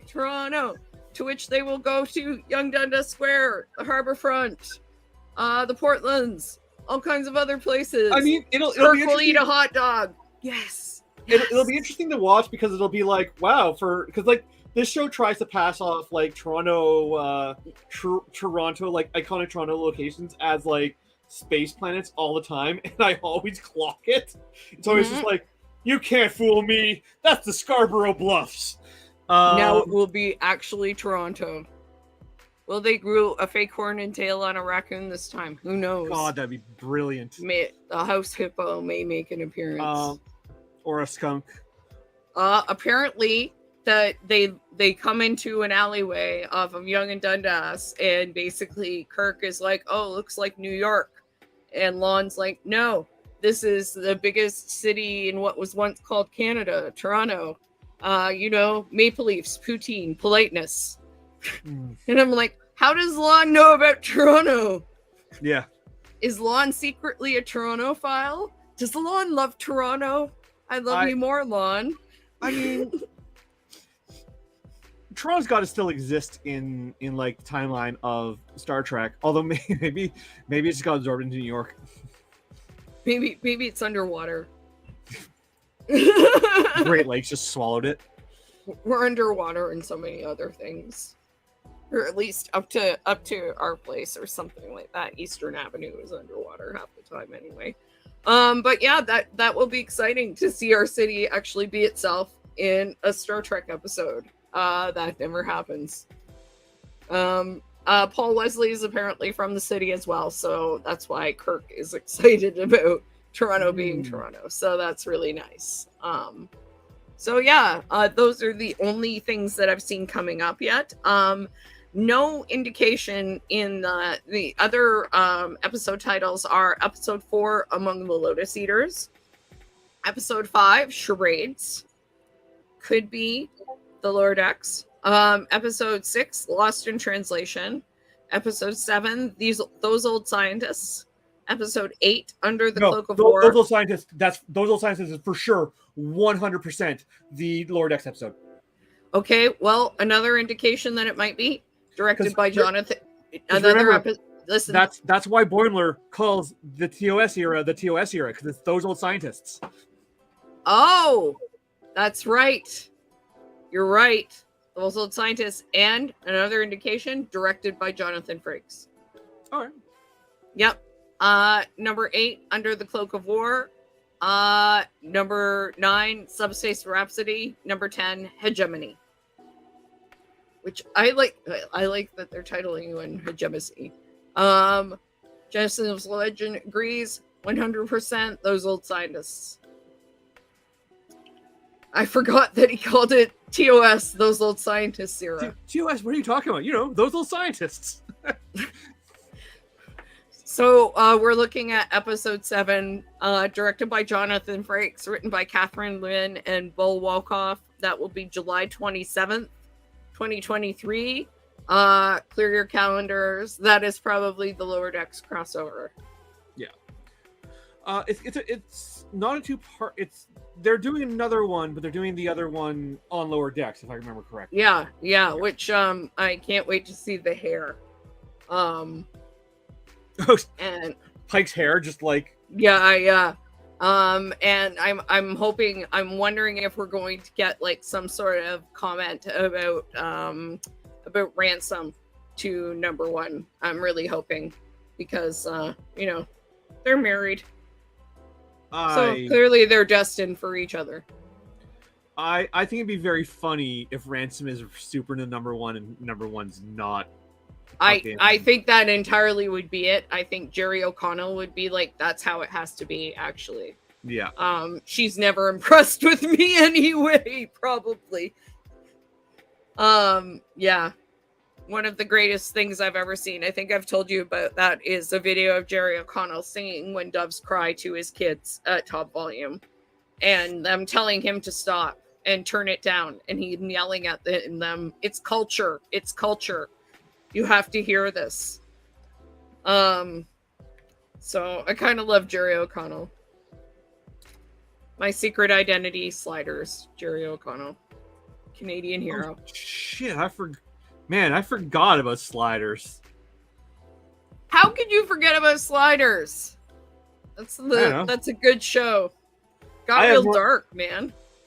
It's another one of those that, like, I watched it when it aired and have never revisited it. I kind of want to go back to it. Jerry O'Connell leaves at one point, like he leaves the show, and becomes about his character's alternate reality brother. And I was just like, nope, I'm out. Bye. Yeah, that's the point. When he found his evil alternate reality self, and it was Girl Quinn, and she was evil and wanted to murder him. That was when it got real cool. Oh yes, Lon and Shox would hit it off marvelously. Oh yeah. Yeah, for sure. He would be like, he would tell her about the Black Mountain. In case you ever die, this is what happens. I'm now Black Mountain. I'm now looking at Sliders, and it turns out it only had 5 seasons, so I probably watched most of it. I probably skipped out on the last season. Probably.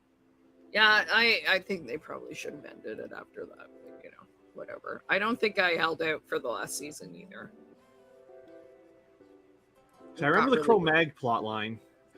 Oh, see, that's where it got kind of super dark, where they were like carried someone off to a rape camp or something. It runs into the same problem that Rick and Morty runs into, and that every show about alternate realities runs into, which is that logically, if you follow the logic of alternate realities, every reality the Chromags conquer creates an alternate reality where they didn't conquer it, right?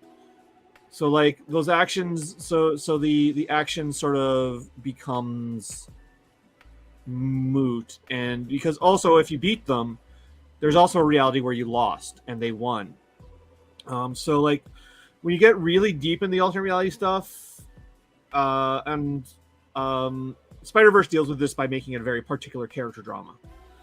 But when you get really deep into the alternate reality stuff, it fucks with the stakes. If you are like me and you think very heavily about, the minutia of how this stuff works. So yeah, that's what I keep wondering about this show. Then. So. That's what I keep wondering about this show. Then, if it is another timeline, what does that mean? I hope it's. I kind of hope it's not another timeline. We talked about this with season 1 because you were big on this with season 1, and I was more skeptical. But I kind of hope it's not another timeline, just because, like, man, the Star Trek timeline's fucked up enough already. Yeah, there's just so many little things, and then Paul Wesley saying Kirk wasn't born on Earth. No, I see it. I'm like, I see it. I see what you're putting down, and I can't say you're wrong. I just hope you are. Well, I mean, it doesn't mean that Pike's fate is any different. In every timeline, Pike's fate could be the same. And like I said, it fixes the stakes with Chaplin and Umbanga, because this might be another reason why I didn't like that fight scene, which is I'm like, they can't die. Yeah. We know they're in QF, they can't die. Like, yeah, and I mean, it happens with so many of them, but I mean, like, the interesting thing then is if this is a different Kirk, like, does Sam Kirk die or does James Kirk die? Yeah, I mean, and there are places to go with that. Maybe James Kirk is the one who dies and Sam Kirk becomes the great captain. Yeah, I mean, we'll see. I think this question will be answered definitively one way or another by the end of the season. Mm-hmm. Mm-hmm. I just, like I said, it's more.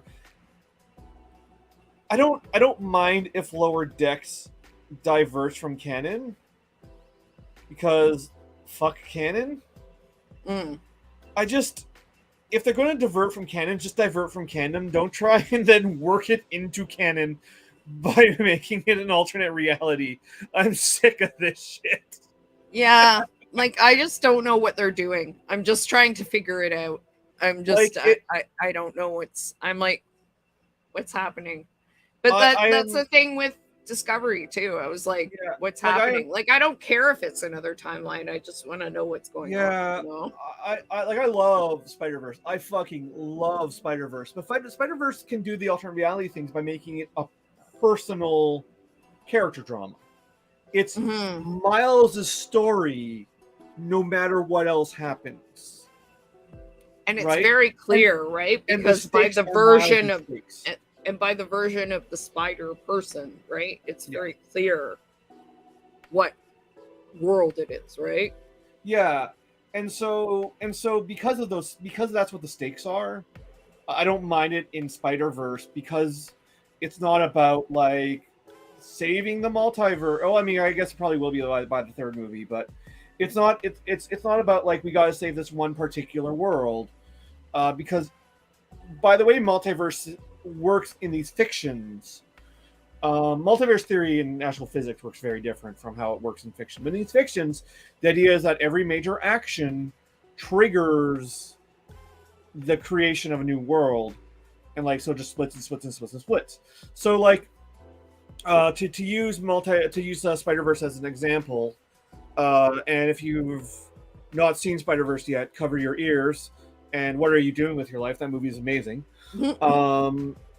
But if you haven't, like, when Miguel's like, "Brah, you broke reality. You saved Spider-Man India's like officer, captain character. Oh, blah blah. The reality is going to collapse. Maybe we can save him. We can't."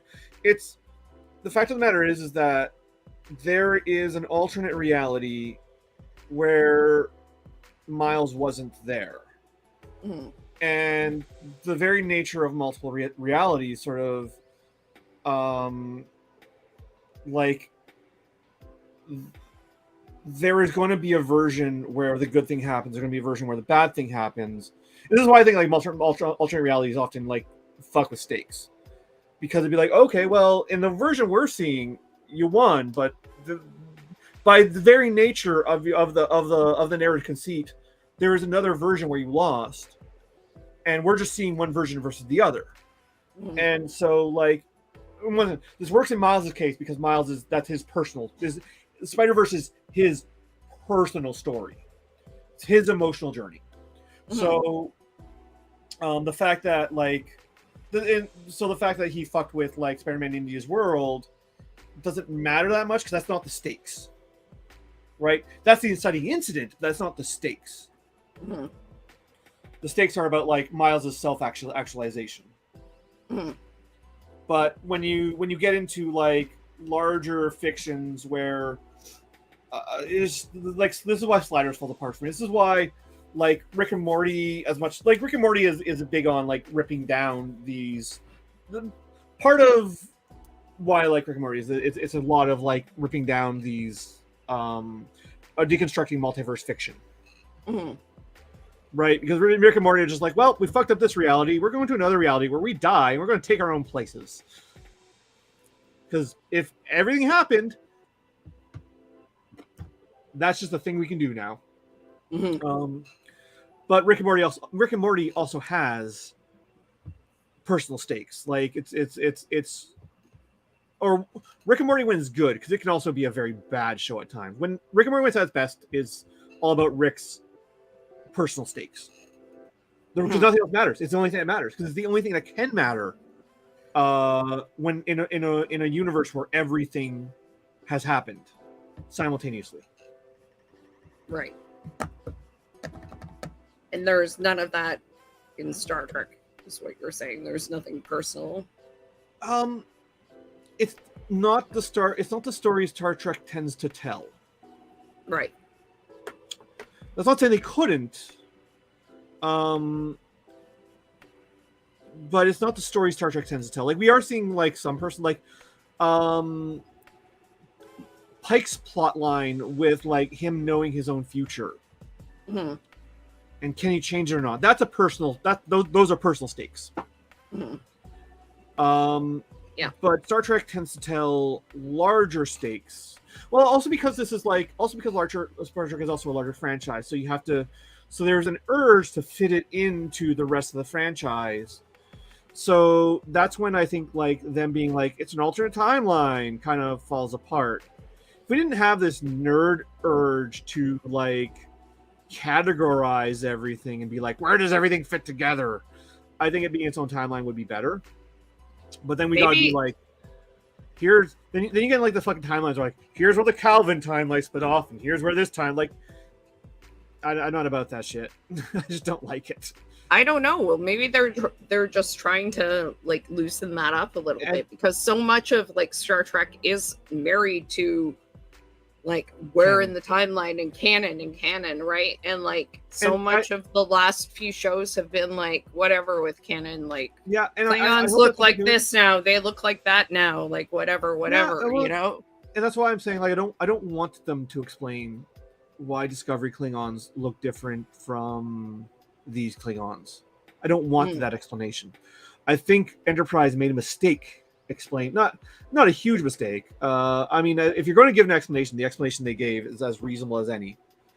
Oh, it was a legend that Vulcans can't lie. I mean, yeah, Cybok lies all the fucking time. That's Genesis of Legend, saying it's a legend that Vulcans can't lie. Yeah, and Vulc's brother, Cybok lies all the time. It's true. Spock's half brother. Sorry. But Spock's half brother is full Klingon, or sorry, full Vulcan. Yeah, but he lies all the time. Now he also rejects logic, which is Enterprise deals with that faction a fair bit. The faction of Vulcans that reject logic, which makes sense. Like the fact that Vulcans have like this one monolithic world religion doesn't necessarily make sense. So the fact that there would be dissent in other factions is reasonable. Yeah. Anyways, like I said, I don't.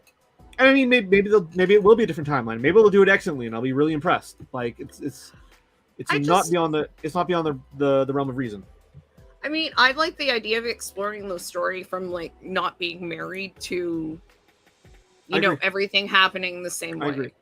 I think so, it seems like an interesting way to do it. And I've talked about this a lot. That I think like a show needs to be like I talk about this a lot with Marvel as well, which I think a show needs to be self-contained and internally consistent.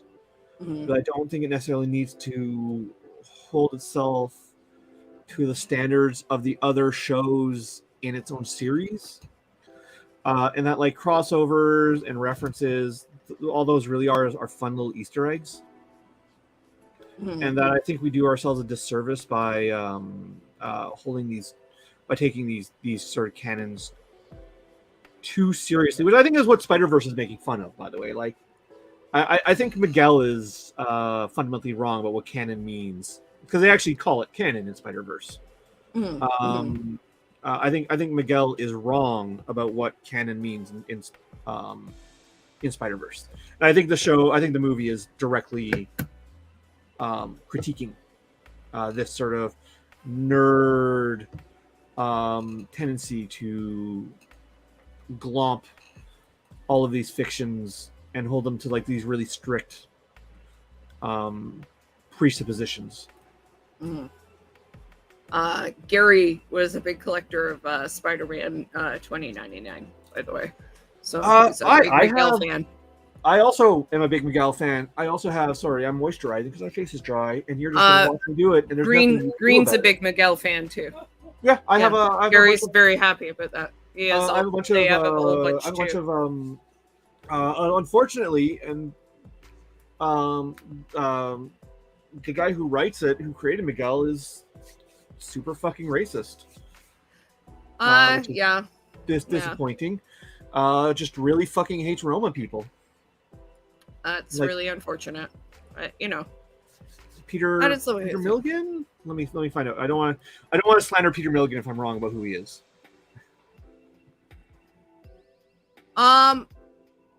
Sorry.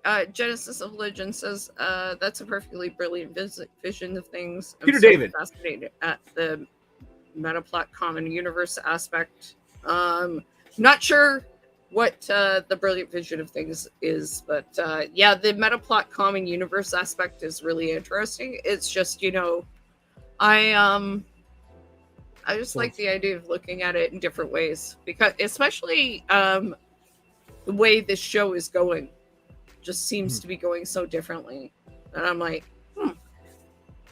I just want to say I owe Peter Milligan a apology.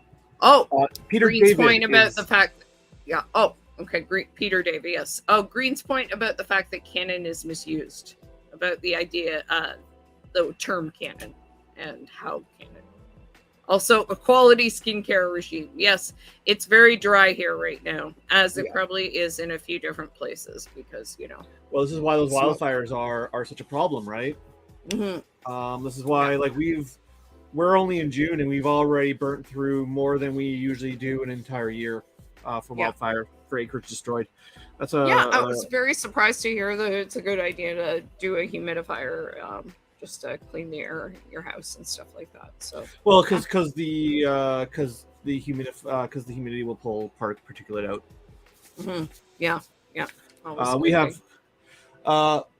We have central air and built-in filters, so I don't need to worry about that stuff. Like we have HEPA filters that get changed every 6 months. Oh, that's good.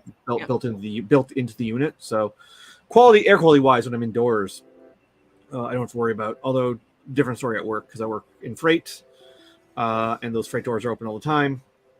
So, although I'm off work for the next 2 weeks, so which meant I actually had to go buy my 3M mask, my 95 mask, because I can't just go steal my works.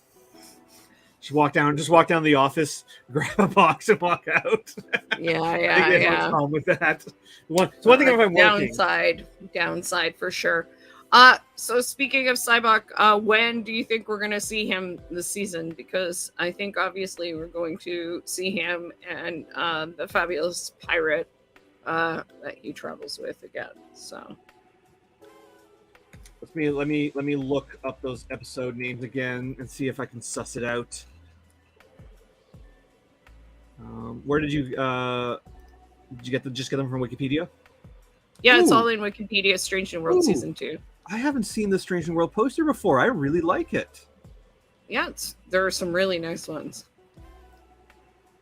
It's the one where they're standing in front of like the Star Trek the Star Trek chevron, but it's like repeated and there's different worlds with each repeat. Oh yeah. Very nice, oh, very pretty. Nice. So Ad Astra, Per Aspera, tomorrow, Among the Lotus, charades. So yeah, I can't. Other than the fact that Those Old Scientists is definitely the Lower Decks crossover. I can't suss any of these titles out. Other than Hegemony is probably going to be able to Gorn. Yeah, because it's the Gordon Hegemony, obviously. Yeah. Subspace Rhapsody, that seems too comical to be. I mean, Cybok's kind of. We haven't seen their version of Cybok yet, so we don't know what they're going to do with him. I'm excited to see Angel back. I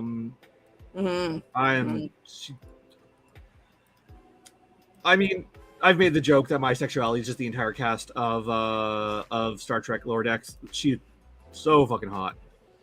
Angel was very cool. And hey, if you watch Career as Folk, you get to see her naked. Oh, there you go. Yeah, no, I don't know. I think probably somewhere in the middle. Yeah, like if I had to guess, I would say charades. Yeah, that sounds potentially right. Yeah, we'll have to see. That's a shot in the dark. Yeah, who knows? But I hope so. Like that was definitely one of the predictions that we had, that we'd see Angel and Cybok in the future. Oh, we're definitely going to see them again. I will be shocked if we don't. Though charades could potentially be return of T'Pring and some T'Pring and Nurse Chapel and Spock. More hijinks. Also possible. Yeah, I feel like Lost in Translation is almost certainly going to be an Uhura episode. Yes, certainly. Yeah, but yeah, I just think that Spock and T'Pring and Chapel should just all get married. I mean, I honestly, I could see this show. There aren't a lot of mainstream TV shows I could see just doing a polyamory. This is one of them. Especially since Chapel seems to find them both like really attractive. So there was, I don't know if I think it's official. It might have just been a high quality fan work, but there was a poster of like Star Trek and Pride, and Chapel was on it. So, oh well, I mean, Chapel was obviously into her. Like, oh yeah, that was clear. Like, have you seen her? Who wouldn't be into her? Who wouldn't be into her? I know. So Chapel was like, "Wow, that's your fiance? She's smoking." Yeah. I'm like, just marry them both. Just marry them both. Spock will be happy. Everyone will be happy. The only thing with them doing a polyamory with those two is then it cuts into the romantic tension. Yeah, but I mean, they can take time to get to that point. But I could see Lower Decks just being like, no, they're just polyamorous, like, because I can easily see a Vulcan being like, well, you're into him, he's into you, I'm into him, you're into me. This is just a logical choice. Yeah. Well, in response to Genesis of Legend, I would say Chapel or T'Pring marry both Spock and Chapel, or Chapel marry Spock Yeah, and T'Pring. Like, I like don't really think Spock is going to come up with this idea. I think the women are going to take the lead in this situation. yeah, I would. Spock would be confused, and then he would just like quirk his eyebrow and be like, intriguing. Or this seems logical. You know? Okay. Yeah, I'm down with it. Cool. Like, yeah, let's go ahead with it. So, I mean, I can see T'Pring and Chapel being like, okay, this is the best way to handle this situation. I Let's mean, do it. I'm always hungry for more. Like, I mean, I've been single since COVID, but I come from the polyamory scene, and I'm always hungry for like good polyamory representation in media and Star Trek. And I think this is a good show to do it in. I think also Vulcans would be good people to be polyamorous. Yeah, yeah, because like the challenges of polyamory. I mean, the challenges of polyamory are challenges that are relationships, jealousy. Um, but yeah, like Vulcans have that training to handle that jealousy. They also are honest people. Like, it's not that they can't lie; they just don't. Very Yeah, often. the issue with polyamory is always like open, honest communication. It's the hardest part. That's what I hear is open, honest communication, transparency, and handling, like, being able to handle jealousy, like And being able to Google be calendars. and Google calendars, yes, scheduling, and being able to be excited for your partner being involved with somebody else, right? So Yeah. I mean, these are all like things, and I mean, I think personally with Yeah. those three, they'd all be into each other. So I don't know. I see that working out. Do you want to put Genesis Legends newest comment on, because Okay, yeah.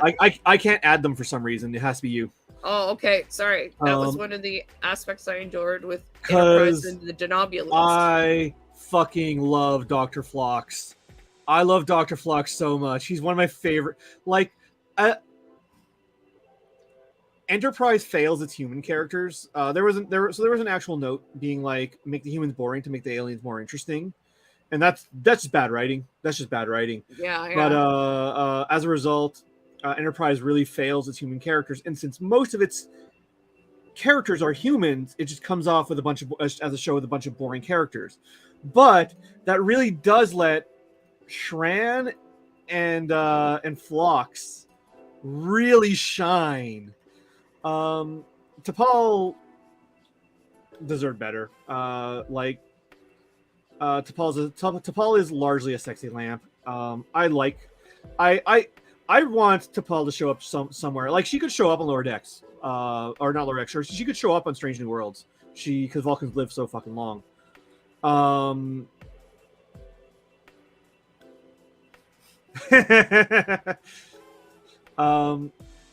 But I think like Lower Decks, Enterprise did T'Pol dirty by just I didn't even necessarily mind the sexy outfits. Like, I thought Star Trek giving T'Pol like sexy 50s pinup sci-fi outfits was fun. I get why people have an issue with it. I'm not gonna say you're wrong. I personally didn't have an issue with it though.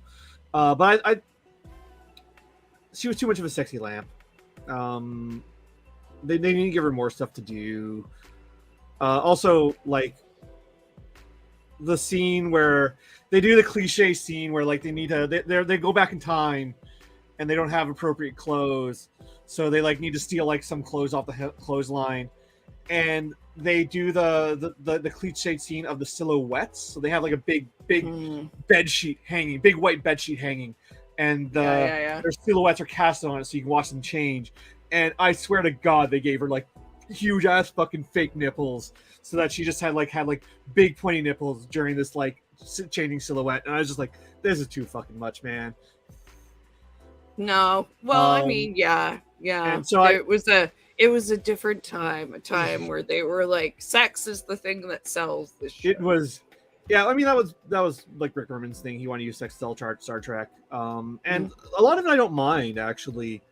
I didn't mind the sexy like decontamination runes with like the sexy decontamination gel that like they're like spreading the gel on each other and it's all sensually. None of that bothered me. It's Star Trek, man. We ain't prudes here.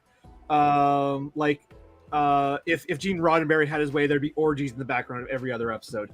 But like the thing with the decompression is it was equal opportunity objectification. The men got it just as bad as the women. So the Denobulans. Yeah. Flux.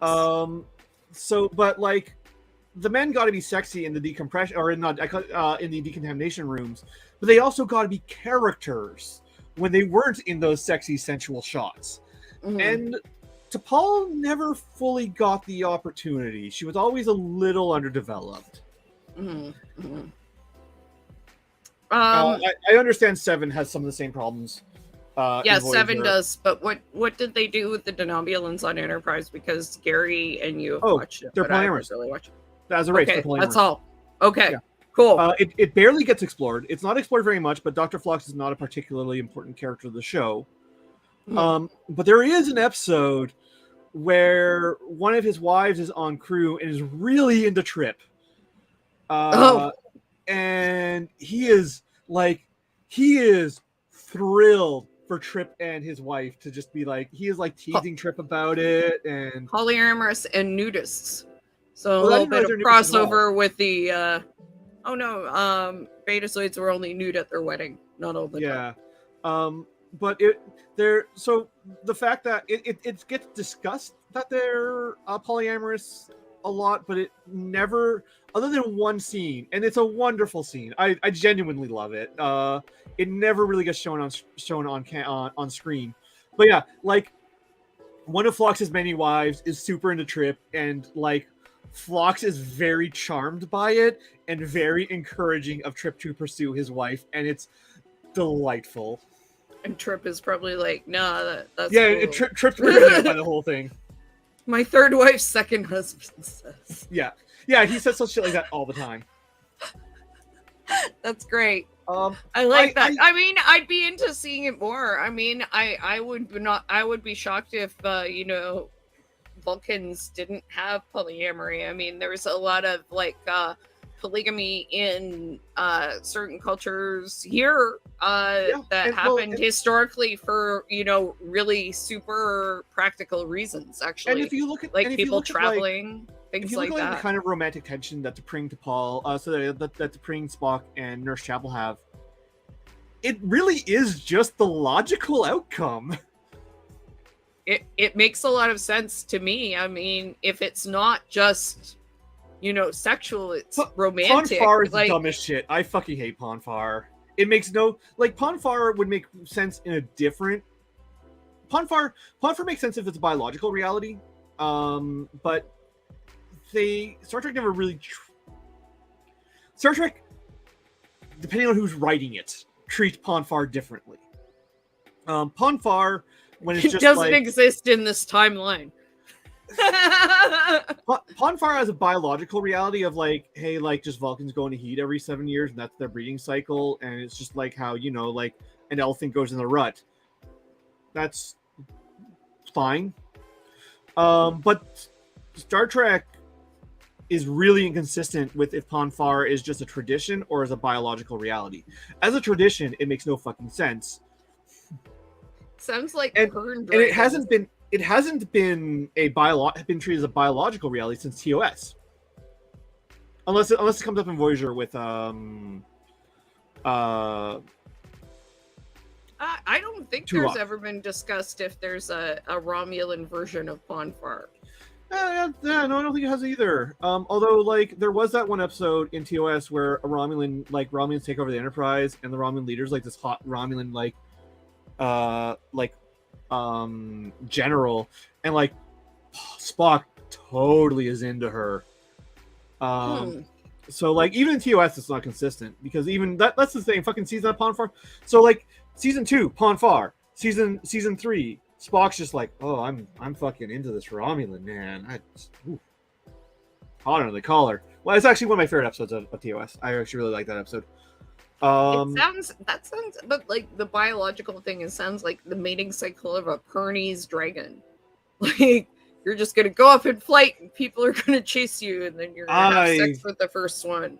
I've got to read these Pern books, man. You have referenced them so many times. Like, is it like an You Anita don't Blake want to thing? know. Is it like an It's Anita Blake worse. thing where they start off like serious sci-fi and then just devolve No. into smut?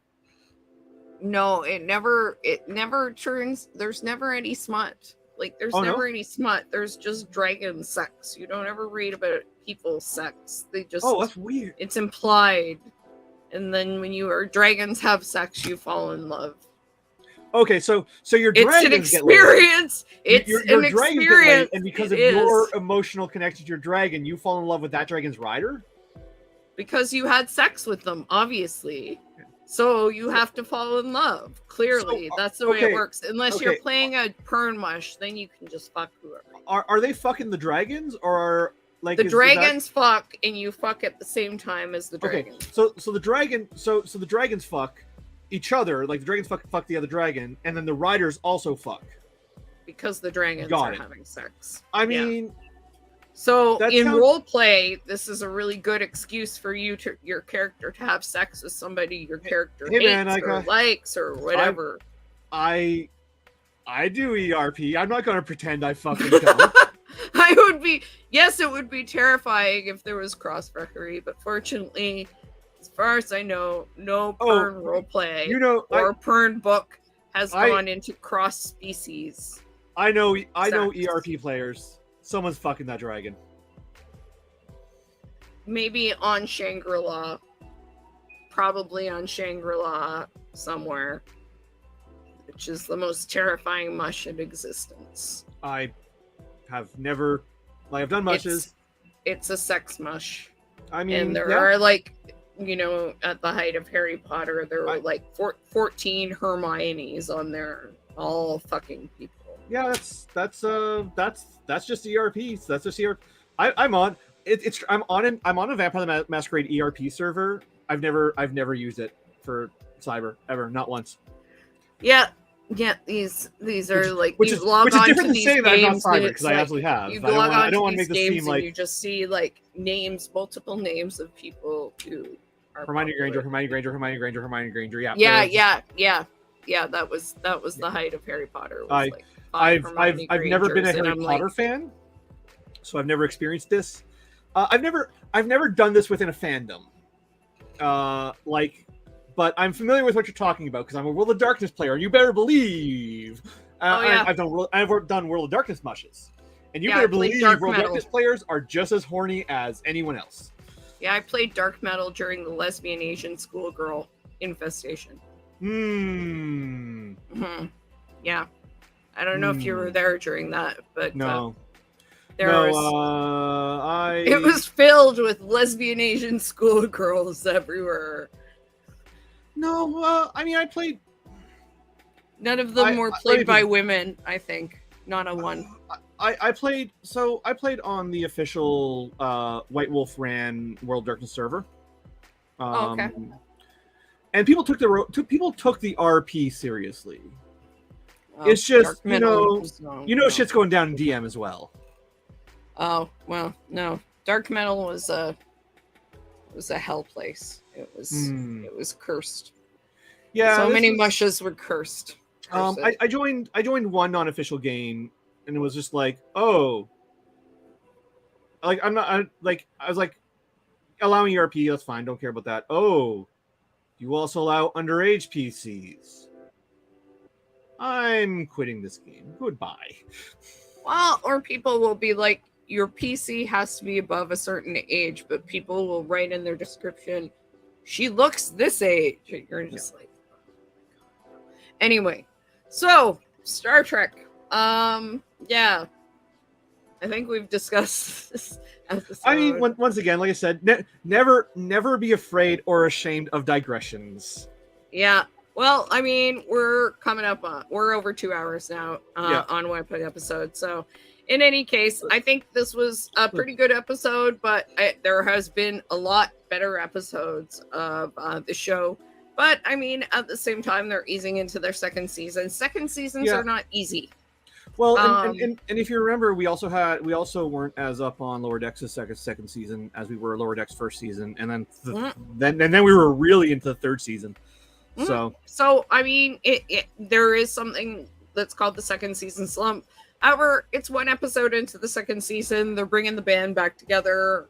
Let's see what happens with Launch Trial. I mean, they could be just riffing on old plots, movie plots, TNG plots, TOS plots. We know it's City on the Edge of Forever for the third episode, so calling out that it might be homage to Measure of Man next episode is not out of the realm of possibility, or even the TOS episode that we're not thinking about right now. yeah, So, and like I said, this really did feel like this has a lot of plot beats in common with Undiscovered Country. So, well, I mean, there could be, there's the Tribunal, which I haven't seen in a long time. There's some TOS episodes that it could, be similar to. So, I mean, I'm gonna take a look at some of those in the next couple of weeks, especially City on the Edge of Forever. Take a look at old young Joan Collins, and check out that episode, especially in advance of seeing it kind of reflected in our city. But yeah, I think it's probably going to be a good season in general. I'm looking forward to it. I'm really looking forward to the Lower Decks crossover. Yeah, that's about it for me. How about you? yeah, I'm content. Like I said, I didn't hate this episode. I didn't think it was terrible. I just didn't think it was up to the very high standards set by season one. We'll see where it goes. I'm not. Like I said, we've already gone through like my predictions for what I can make out of on this list. I'm content to just wait and see. I mean, clearly we're going to get more. We're going to get Una back at some point.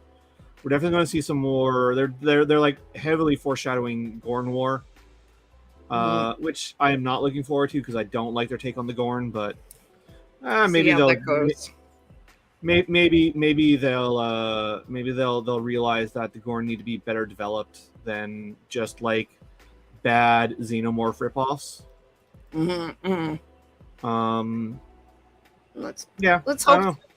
Let's hope that they have some more good episodes with some really good themes and moral quandaries and difficulties and a bit to more, get into, and a bit more sense of humor. This episode was also lacking a lot in the humor that the previous season had.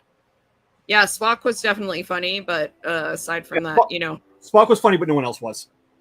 Yeah, definitely missing Pike. I think Pike really helps. Yeah, I miss Space Daddy. Where's Space Daddy? Yeah, we all miss Space Daddy. Space Daddy and his hair. Can't go long without the hair. So in 2 weeks we'll be back, and with episodes 2 and 3, we'll see how those goes. They kind of sound like bangers, to be honest.